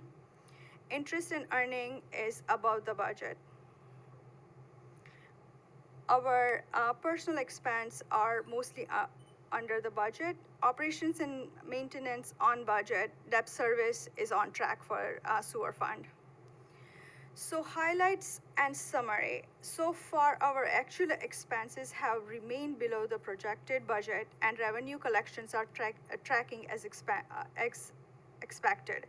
Fund position is stable. Some revenue collection is lagging. This is mortgage tax and sales tax, A fund and B fund. No major unplanned expenses or capital overruns, except the $40,000 that was approved by the board in summer for air cooler in police and court building.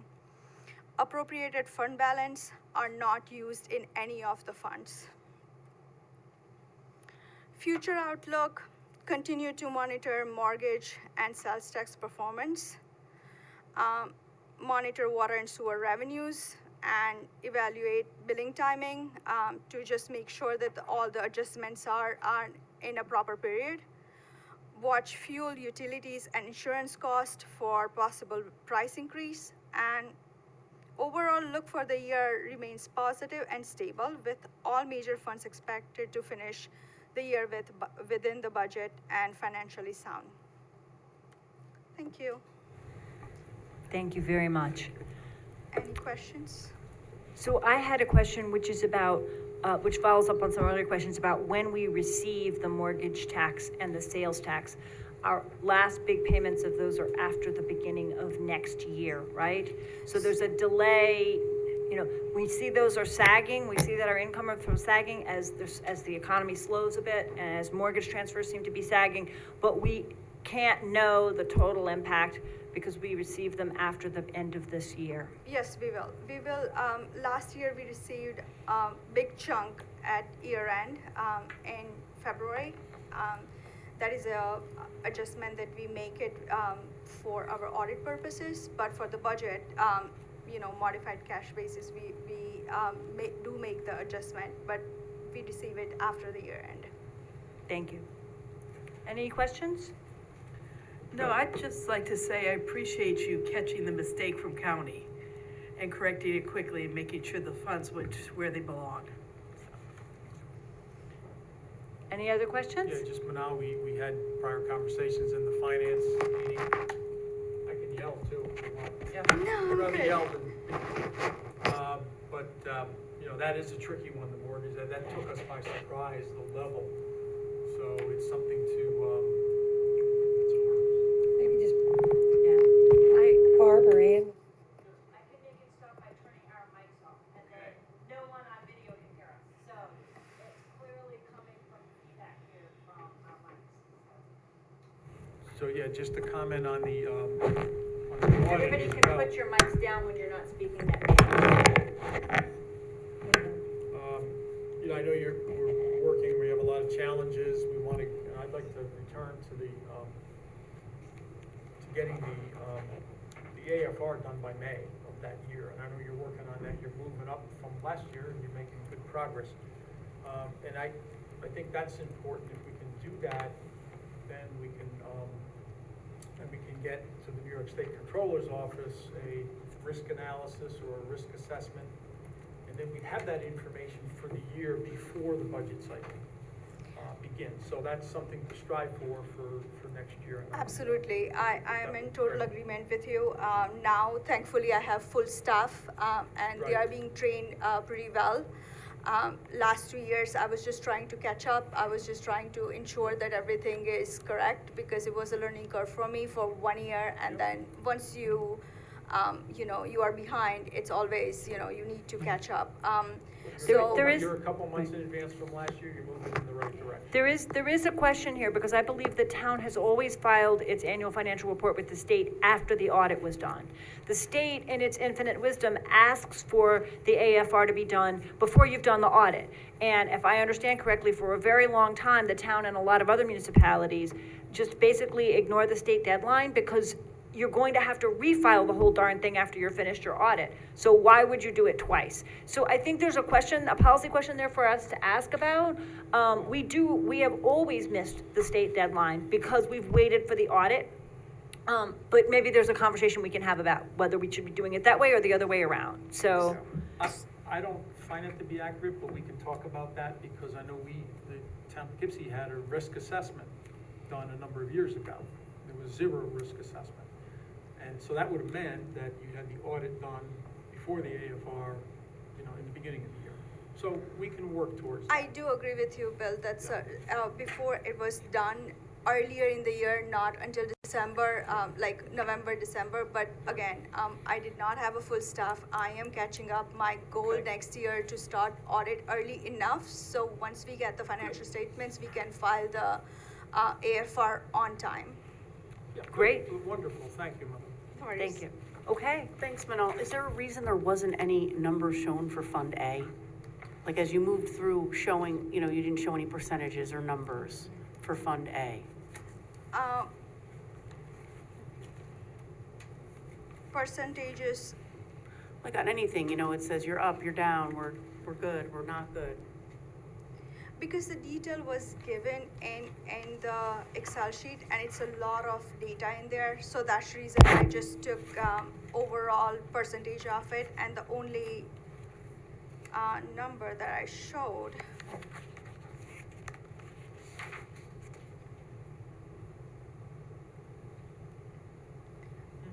I should have showed where we are with the revenue and where we are with the expenses, I have it right here. Your revenue is at 81.06%, and we're 75% through the year. Expenses are 70.17%. So that's nice that revenue is higher than 75 and expenses are lower than 75. So what does personnel costs under control mean? That means we are not over budget. So for all of the departments, if we have an example, $100,000, so far we are at $75,000. So that means half, 3/4 of the year, we still have $25,000 to spend. So So we're we are under looking budget. we're looking for each budget line to be at 75% or less, since we're 75% of the way through the year. It depends on how More or it is, if there is a change in personnel or if there is additional people, if there is overtime in certain department, that fluctuates, but overall budget is $100,000. We are under $100,000. We are way under so far. I'm just giving you an example of Sure, sure. $100,000. Right, Our right. budget is way over it, but that's where we are standing so far. It depends on the individual account. like you're saying. Individual So in other words, you department- wouldn't want to be, in this time of year, be 75% of property tax.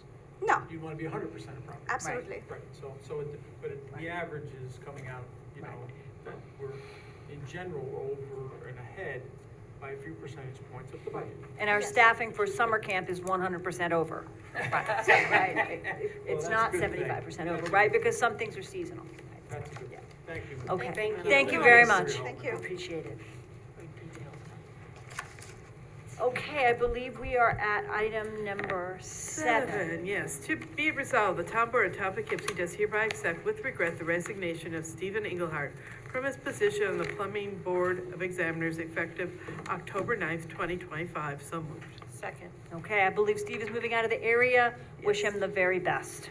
And that also means we're looking for a civilian to be on the plumbing board. So if anybody's interested, let us know. And I'm sorry to see Steve go. He helped us make quorum so many times.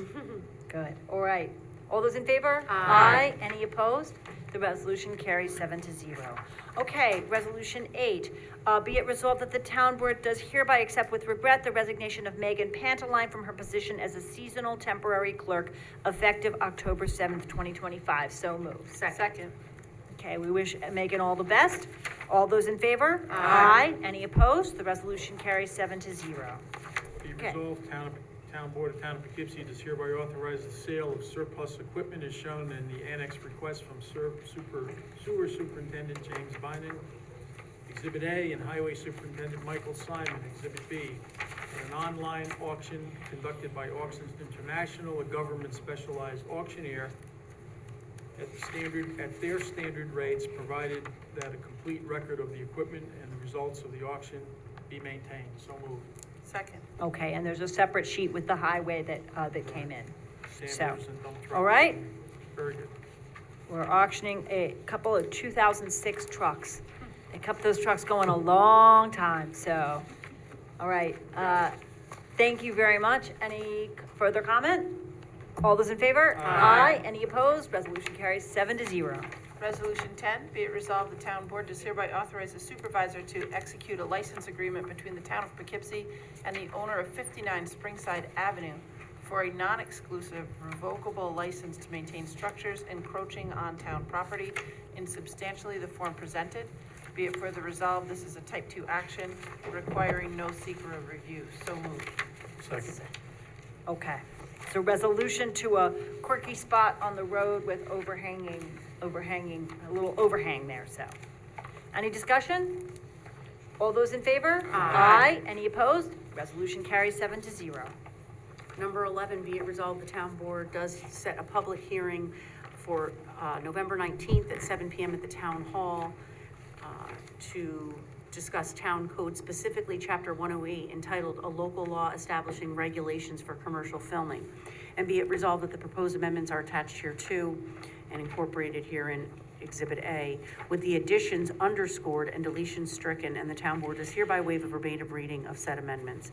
Be it resolved, the local law is a type 2 action pursuant to SECRA, requiring no further environmental review. Said local law, if adopted, shall take effect immediately, filing with the Secretary of State. So moved. Second. Okay, so we had a lot of discussion earlier in the year around the specific request to film in New Hampshire. And we've drawn language from that, for this. And so right now, we're just setting a public hearing, but I urge everybody to take a look at this, make sure it follows those basic principles, which is that we ask for fees from, commercial filming to help cover our staff costs and to compensate the town and the residents for the inconvenience.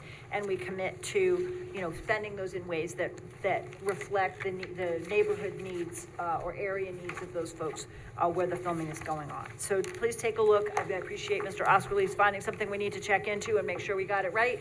And we will have discussion of that in November.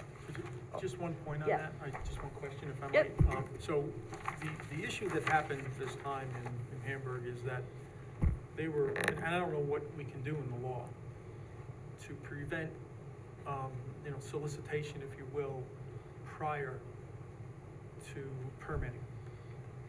Oh, So you mean, it's so like right, if a so- film company goes and talks with a private landowner Right. and contracts with them to film there Well, before they've talked to the town?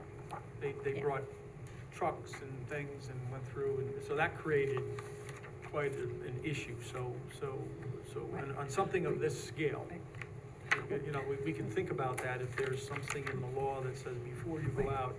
We are. Before you go out and expend energies on something like this, that we should have a permit in place, or at least a request for a permit. Yeah, I think that, having a law and a form and everything, clearly on our website and Yeah. having it clear to everyone that that's what needs to happen in this town will be a step in the right direction. Okay. I'm not sure we can prevent people from, talking Going to to others. private, That's right. sort of, Right. their ability to do It that. happened there with such a grand scale that Right, by the time anybody was aware of it, they had, 20 contracts. right. We right. are putting in deadlines so that if someone hasn't applied to the town and then they show up and say, we want to start filming tomorrow, and we've already, then there's a no. So we can clearly identify some Okay. deadlines and ask for advance notice, which might help. And in fact, I think in this case, if we had had this process in place, it might have helped because they were sort of searching for what that process was. So maybe this will help, so. All right, any further discussion? This is just to set the public hearing for 11/19.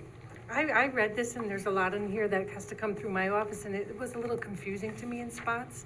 I was just wondering if there was a way you could maybe, what's the right word? Adjourn this till the 5th, to just look at it a little bit better and then put it in the paper if you had to make any changes, like the one about the public, and then I just read it really quick, and there was a couple things that I felt were a little contradictory, and then also fees. Because they did the short-term rental law, but they didn't have the fees set, so that had to wait a whole another 6 months. So if you had something more, that's just in my opinion, since. So you're suggesting that we do more internal revision before we set the public hearing? Just like everybody really look at it and Yeah. just see what your thoughts are, because I just looked at it really quick, and there was just a couple things I thought were, What date are you asking for? just November, like the next meeting, just. In see- other words, can look at it- table this until November 5th and set the public hearing. The following. Use that meeting to set the public hearing, which would then be for early December. Yeah, The vote would be if- in early If that December. was okay. Can I just ask Sure. what you mean about the fees? Because normally the actual fees are set in the fee schedule, and the law just authorizes us to have fees. Right, but, Yeah. but if you have the law in place, but you don't have the fees, like, do you have any idea what you're thinking about for the fees? Oh, well, that could be done in the same resolution that adopts the law, for instance, Yep. or that same night. Yeah. But it's, it's usually not a good idea to put the fees in the law. No, as I didn't you want know, to, 'cause- believe me, I know that. Right. Yeah. Yes, I do know that. I think we were contemplating adding those fees in the January Yes, schedule, right, right? which would kind of So- work with But we the could do that December. also with the law. I have no problem tabling it for. I just wanted to you read know, it one more time, and then, because I felt like there were some issues, but I didn't have time to tell you what I thought about them, if that's okay. So you want to table this for the November 5th? So, I mean, I'm not a board member, but that was just what I was asking. I have no problem moving to table until November the 5th meeting, and reconsidering this and taking another internal look, and if any questions, or things we need to clarify, we can do that. That's a motion, a second. Okay. That was a motion. I should have said so moved at the end, right? Seconded. Any discussion? Just adjourning it till November 5th. Yes. All those in favor? Aye. Aye. Any opposed? All right, then the motion to table this until November 5th carries. Okay? All right. Okay, number 12 is a recommendation from our attorney to allow the supervisor to ratify the execution and participation in the release form and any other documents that will affect the town receiving its percentage of the opioid litigation settlement proceeds. Second? So moved. Second. Okay. Any discussion? All those in favor? Aye. Any opposed? Resolution carries 7-0. I have no events. There is a opening for the doggy daycare. It's their year anniversary. And the only thing they're doing is having one food truck, which they're going through zoning. And I put a little invitation on everybody's thing, but I don't have any other events to speak Well, of. actually, I have one event. It's tomorrow night in this very same room. Okay, good. And it's the colonial period homes lectures that are going to be given by the Historic Preservation Commission. So I think I saw that somewhere on the web.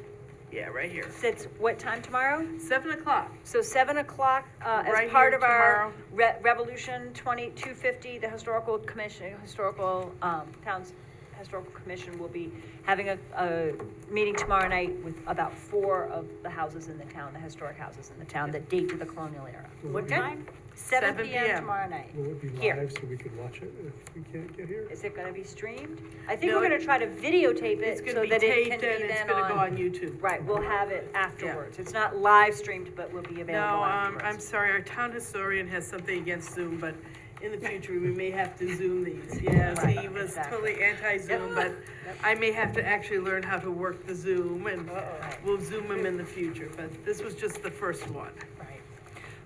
Okay, thank you. So we have committee reports, liaison reports, and then we need to go into executive session, but we'll open after the committee and liaison reports for public comment before we do that.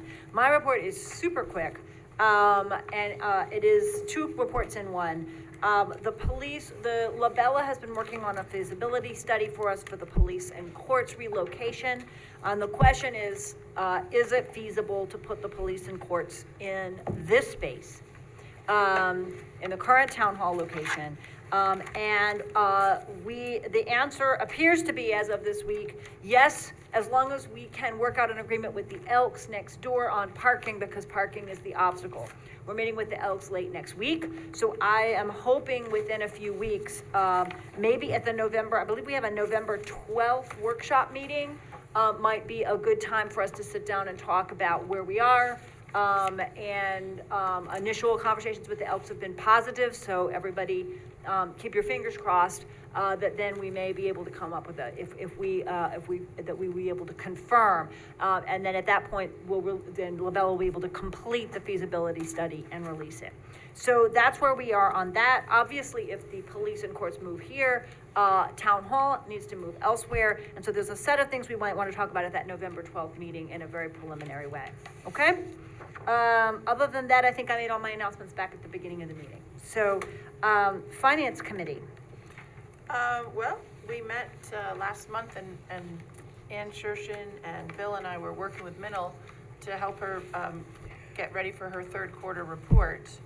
And so you heard all of that. But one thing I did want to point out is that we had a nice discussion as a kind of reminder when we're talking about the film income coming in from New Hamburg.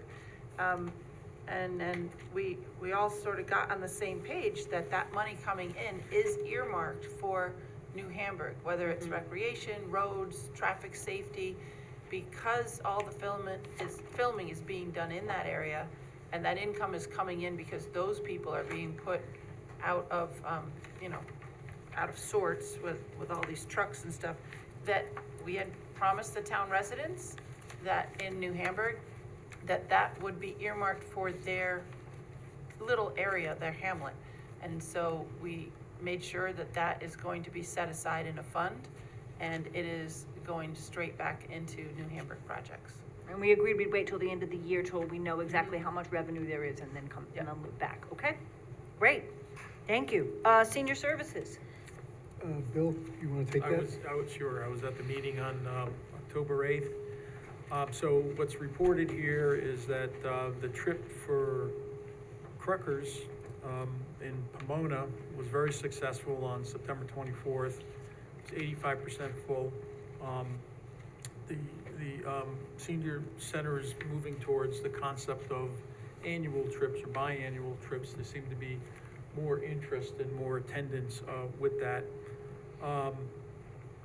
They want to possibly explore, based upon the seniors' input, extending to weekend activities, and we know that that's a budget restructure that would have to happen, but the seniors are asking for some activities on the weekends. Cub Scouts are asking for more time because the Pinewood Derby's coming up, so they need some space to be able to conduct that, so that's got to be worked out. And then possibly thinking about expanding to the Boy Scouts, and the idea there is to get service projects that they can do around the site. So it can kind of help the town of Poughkeepsie as well, and very exciting. I know my son was a Life Scout. I was involved in years for that. I think anything to do with the Boy Scouts and Cub Scouts would be just wonderful.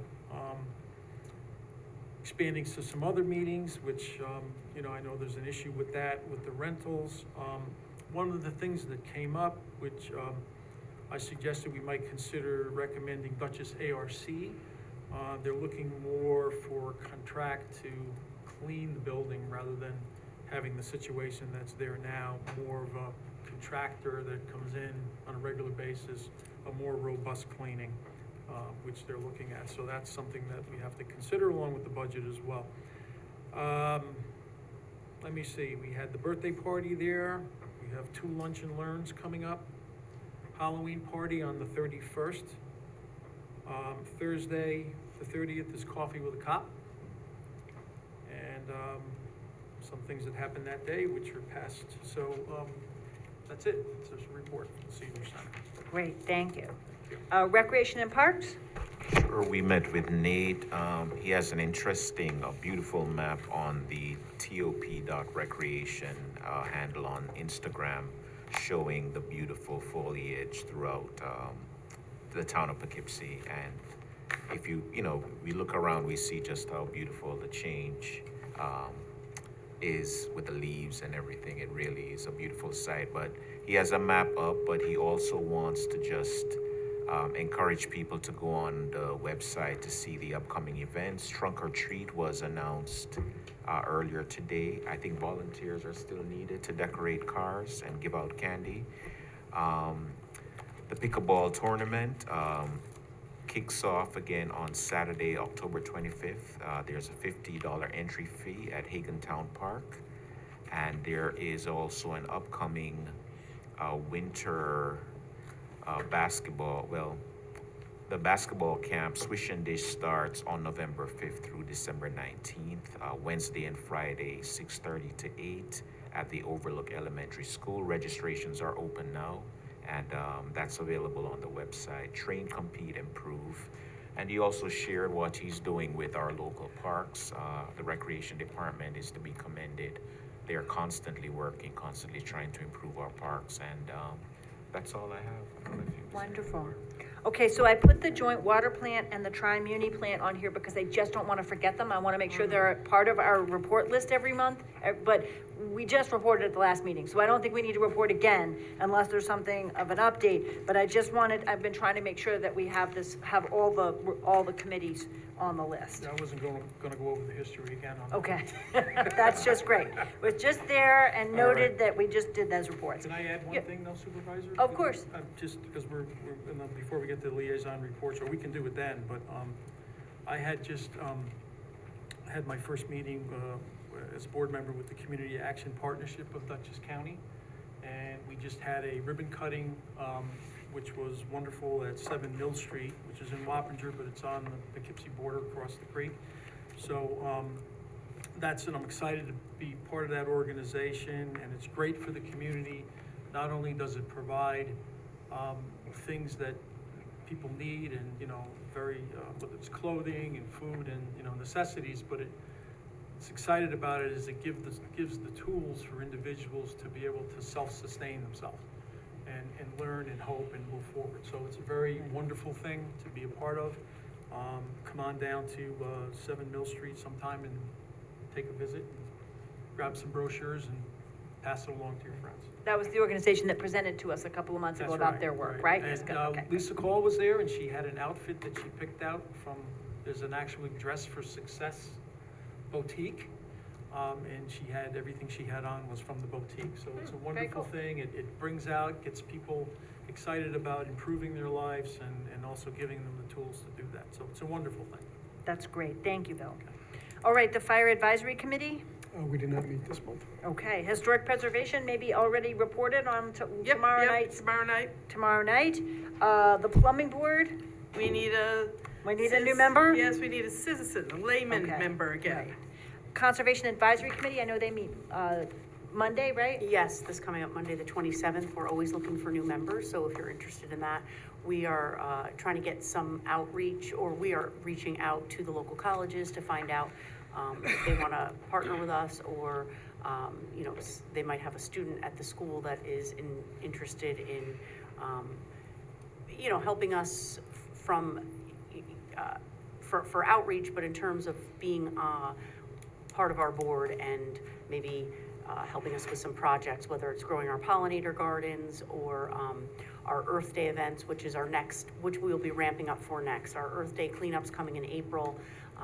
We try to start now thinking about how we can make the program a little more robust and get each ward involved a little more, and maybe each not each neighborhood, but more neighborhoods in the ward, because I think what happens is people tend to clean up one part of their ward, and we ignore other parts. So we will be ramping up for that.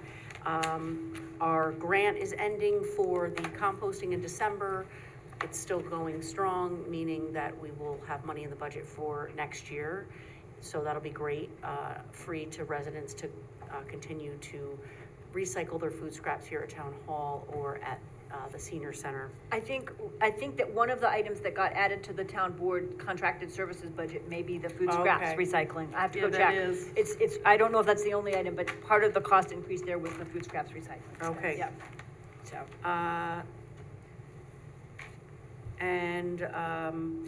We have a new director of the, chairperson for the CAC, Elizabeth Kucinich, so that's great as Pam Kingsley stepped down. So we're getting up to speed with that, and come Monday night at 5:30 to the next CAC meeting. great, thank you. Okay, Climate Smart Task Force? Unfortunately, it also met on October 8th at 7 p.m. and I was here at the town board meeting, but Susan Carnsack takes such good notes. She went through, what was exciting is they had 2 new guests at that meeting, and they were town residents. Not a member of the task force, but very interested in helping out and finding out more what's going on, which is great. We know that the electric trucks are supposed to be delivered in November, and some of the funds for the landscaping equipment got kind of misdirected, so once that's corrected, we'll be able to order electric landscape equipment, Mike. And we're also That was from a working- few years back, right? Yeah. We're also working on a green procurement policy and a fleet policy that is being prepared. Kristen Taylor is moving forward with the adaptation plan, and we might revise the community solar program through Power Market. There was some feedback on the New York State draft energy plan from a public meeting that Mike, one of our new guests, visited, and it reported back to us. And then we have a promising application for a community champion, which will help us move forward on the SUNY Hudson River they gave me an acronym, Hudson River Foundation Grant Project, the one that's going through SUNY ESF. I think they may have appointed someone. I think they've good. actually appointed someone to good. that, yeah. And those people who run, the 2 professors who are in charge of that environmental science and forestry, Hudson River analysis and remediation, they're doing this study. They showed up to the Arlington Street Fair. They wanted to meet the Climate Smart Task Force. They came all the way down from Syracuse, hung out with us for a little bit. It was very nice to meet the 2 professors, and they got to get a feel for our community, which was really nice. That's terrific. Thank you very much. Yep. Okay, and last one is Hudson 7. Oh, I heard from Hudson 7 that the algae in the Hudson River appears to have abated, so yay. Right, so we're taking down our signs warning people about swimming in the river or having pets swim in the river. It appears that the harmful algae bloom has dissipated. We still have a little bit elevated sodium and chloride levels, but it's all this rain not has been helpful, so. The water's safe, but still tasting a little salty, but hopefully getting better. I also went to the Woodstock Film Festival and I saw the movie The Keeper, which is all about the river keeper in the Hudson River, and it's fantastic if anybody can search where they're gonna be able to see it, because it was wonderful. Wonderful. They talk about Hudson 7 and all. Oh, excellent. The Keeper. The Keeper. That's good. All right. Good. All right, I move that we suspend the rules so anyone who may want to address the board for up to 3 minutes on any item that you would like to bring to our attention. So moved. Second. All those in favor? Aye. Any opposed? The floor is open. Anyone in the room who would like to speak? Yes. Welcome, Steve. Just because I can't resist, is anything going to be done with these mics and the audio thing? I mean, the feedback, it's been several months. Yep. I would think something could have been done by now if somebody, if it's made a priority. Because it really is, well, it's especially annoying to me. I don't know if everybody, but, you can't hear. It's just I don't see why it's a big thing to get the system fixed. I think it's it may be a fairly hefty price tag to change contractors and get a fix to the system, but we are working on it, so I'll keep working. But has the work been done to see what the price tag is? You think it might be, but has anybody been in here to diagnose the system and see what's wrong and what needs to be done? That's the first step. I do think that we need to, I think we need to do that. You'll notice that there's a second IT person in the budget, which is the one thing that I desperately want for next year. It's because one person is transferring us over to Munis, helping to sort out the water billing upgrades and taking care of everything at Town Hall. So it is hard to set priorities, so, but thank you. I would just say the audio system here is not IT, because I deal with IT and I avoid it. There's contractors out there that are state contract, local, that could look at this and, again, probably be resolved quickly. Okay, thank you very much. Anybody else? Oh, yes. Welcome. Third time's the charm. So I noticed in the comptroller report, the stated electric overplan, utilities overplan, and a bunch of the categories. Just like to point out that back in December, there was a decision by parts of the town board to switch energy suppliers. That yielded a 11% increase versus your previous supplier. And that's only going to be worse in the next 2 months when the supply charges are lower. So that fixed charge is 11% higher than the previous 12 months from your previous supplier. Second thing, after the utility rate hike was approved in August, there was an accusation made that the town was being inappropriately charged sales tax on their utility bills. Is there any update to that? And that is it. Yes, that has been corrected. And we've gotten a very large refund from Central Hudson. I think you had a good idea there. You take off that little black microphone thing, you can hear better, right? Is that what you did? Mic check 1 2 1 2. Okay. Oh, yeah. Right, so are you talking, sir, about we had a presentation, or actually it was a, resolution that there was a contractor taking over a certain segment of the town of Poughkeepsie bills? Correct. Okay. Yes, So that it was the a fixed salesperson with a subcontractor, I think it was something like that. that fixed fee that the town is paying is 11% higher than your previous supplier. Okay. We'll take a look at that. Yes, we will. Thank you. Anybody else? Doreen, welcome.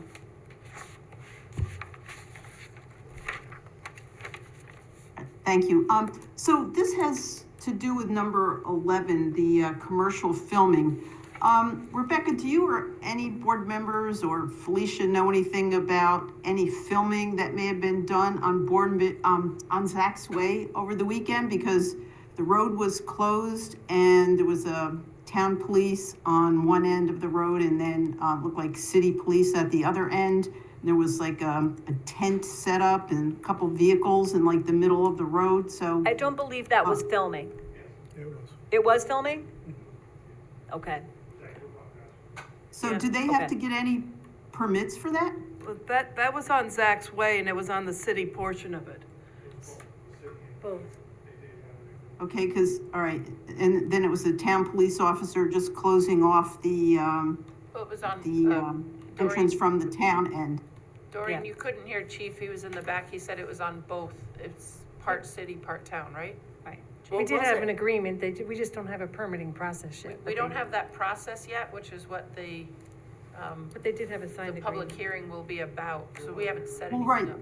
yeah, I understand you don't have, I just didn't know if they needed any sort of, agreements with the town. They did have a signed agreement. What was it? May I speak to that? Yes. There was a resolution a few years ago for a filming project that authorized the supervisor to execute the same agreement basically with other filming projects. And so we have been doing letter agreements with certain, when people have come in for filming.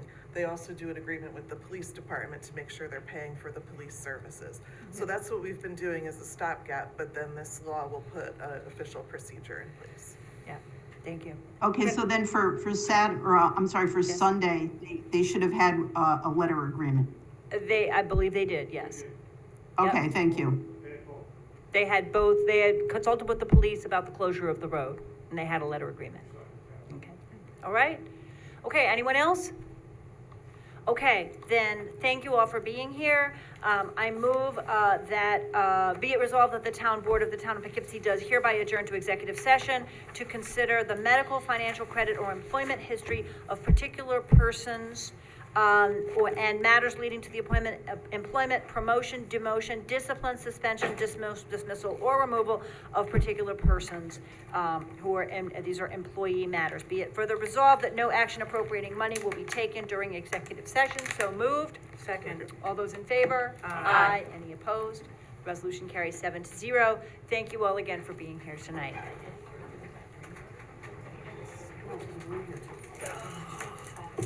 On air. Oh.